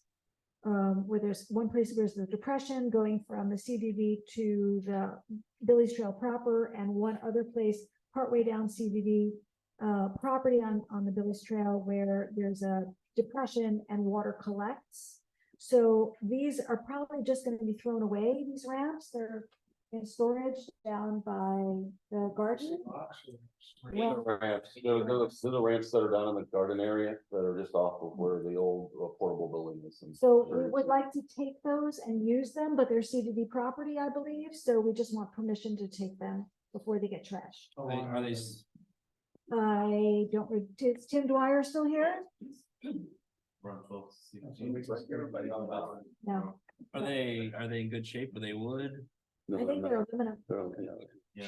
They're aluminum and they are in good shape and they are just sitting there, so they're probably not gonna be in good shape if we just continue to let them sit there. And they're gonna have to be trashed or something's gonna have to be done with them if when. we Correct. Vacate the property, so you might as well just use them. They're gonna be used on CDD property anyway. If you have permission is the question. Are golf carts allowed? No, we're gonna have bollards put on them. We're gonna, when they install them, we're gonna put bollards on either end so that they can't drive over them. Alright, so I don't know if we need. All right, anything else for supervisor requests? Dan, you have any? Okay. I've done. Okay, how about you, Joe? One more. I have one Oh, more. I'm sorry, Karen. Carol's gonna go all night. Let's go to midnight. Come on. Street parking. You were gonna check with, The county. so they can access anywhere, but the parking does inhibit them in certain areas, depending on where parking is. So I talked to them, they can get to any spot in the community, but if there is parking that is too much, that they can't get to certain Okay. areas. So can we table because can we put this on the agenda for next month to discuss, please, street parking? And then what kind of action, if any, we take, Exactly. and that would be it with the county. Exactly. Well, That even was, if people would put their vehicles next to the curb. It's not a CDD issue, I'm sorry. But we can go to the county as a CDD and say, hey. Why? It's not a CDD. Because if someone's issue. having emergency and the fire truck can't get there. I appreciate that, but it's still not a CDD issue. Hey. These meetings are this is a 3 hour and 40-minute meeting. I- Guys, we are the that's- CDD. that's- Well, you were kind enough to elect me chairman. And trust me, we're gonna stick to CDD issues. Yes. If it is not in the purview of the CDD, we don't need to waste our time talking about it. well, remember, we spent more than an hour just on the election of the vacant seat. Well, that's true. So we need. So it was only a 2 hour and 40-minute meeting. Is that what you're trying to say? So we'll put the discussion on there. Sure, Yes. we can, it may be no Just discussion at table. all, but let's at least acknowledge Well, I the think- residents wanted. I Lucas, you have any? I wanted to ask about real quick. Yes. When I look at the things that the field services have to do every week, and there was that one sink picture had dirt in it. And kids were climbing over the fence, or I shouldn't say kids, people were climbing over the fence and getting in the Ashley Park and this. Do we ever document which things are vandalism and mischief versus just things wearing out? I think it would be interesting, it's a lot of extra work maybe, but to find out how much of our expenses is caused by vandalism and people misbehaving. Yes. Mischief, yeah. The time you spend cleaning the area, Yeah, because that takes away from the whole community, and it's not that I wanna go after individual people, because there is, but maybe something about the little kid. Realize that the neighbor's kids are talking part of it, maybe they'd all start talking to their kids, I mean. I would say when there's a big ticket thing, it is brought to our attention. I will, real quick, and I promise this is the last one. We had some discussion maybe of security cameras on CDD property. If there's a way to have them be discussed without obviously disclosing more than we need to, but discussing just the budgetary, can we maybe have between district management and council, figure out the best way to discuss it without needing to disclose, hey, here's what's broken, here's what's not, but at least be cognizant of, we might have an expense if we want to continue providing these, surveillance of CDD property.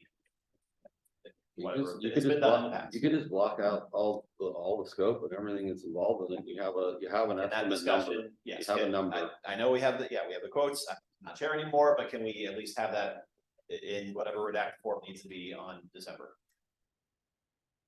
Well, we can certainly, Might be shot down by the new chair, but that's yeah, council. We could still. Vice Chair Lee, certainly boards No. meet. The only Me- person who can now remove me as chairman is Ron DeSantis. That's right.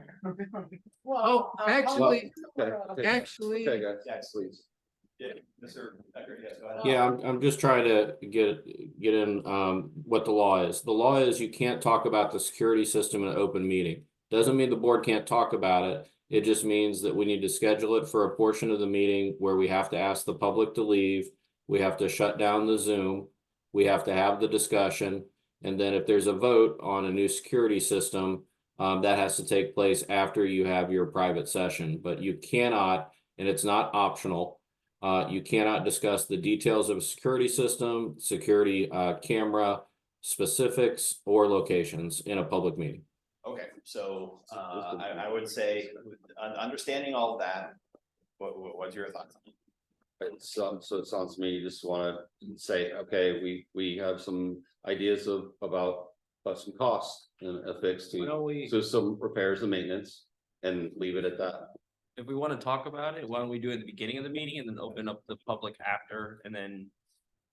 So we can get that out of the way instead of having it like in the middle of the meeting, kicking people out and then have it at the end. Yeah, so would that be like a shade meeting? I was gonna suggest, we just did another district. And we had a shade meeting, and it was at the beginning of the meeting, before we opened it up to the public. Exact same topic, security cameras. One year and a half, right? Yes, yeah, you were there. Okay, so as a board, we want to look at that in December, look at it later. Fine, December or January, December's already full, how about January? yes. I mean, I would defer to a new chair, but that was my thoughts, and with that, I'll move to adjourn. Second. I have to ask Mark, do you have anything you have to add or a comment, supervisor request? Are you good? I'm good. All right, I'm gonna put no. I'd request a motion to adjourn. Dan already Dan, moved. Yep. I seconded. you have a second by Carol. Aye. All in favor, say aye. Aye. Opposed? Yeah, Meeting is I'm adjourned. The good. time is approximately 9:46 PM. Thank you. Not the everyone. longest. Thanks, everyone. Good Have a night. great evening. Thank you. I resolved to get these meetings Dan. shorter. Dan, I'm gonna sign this stuff. I will, yeah.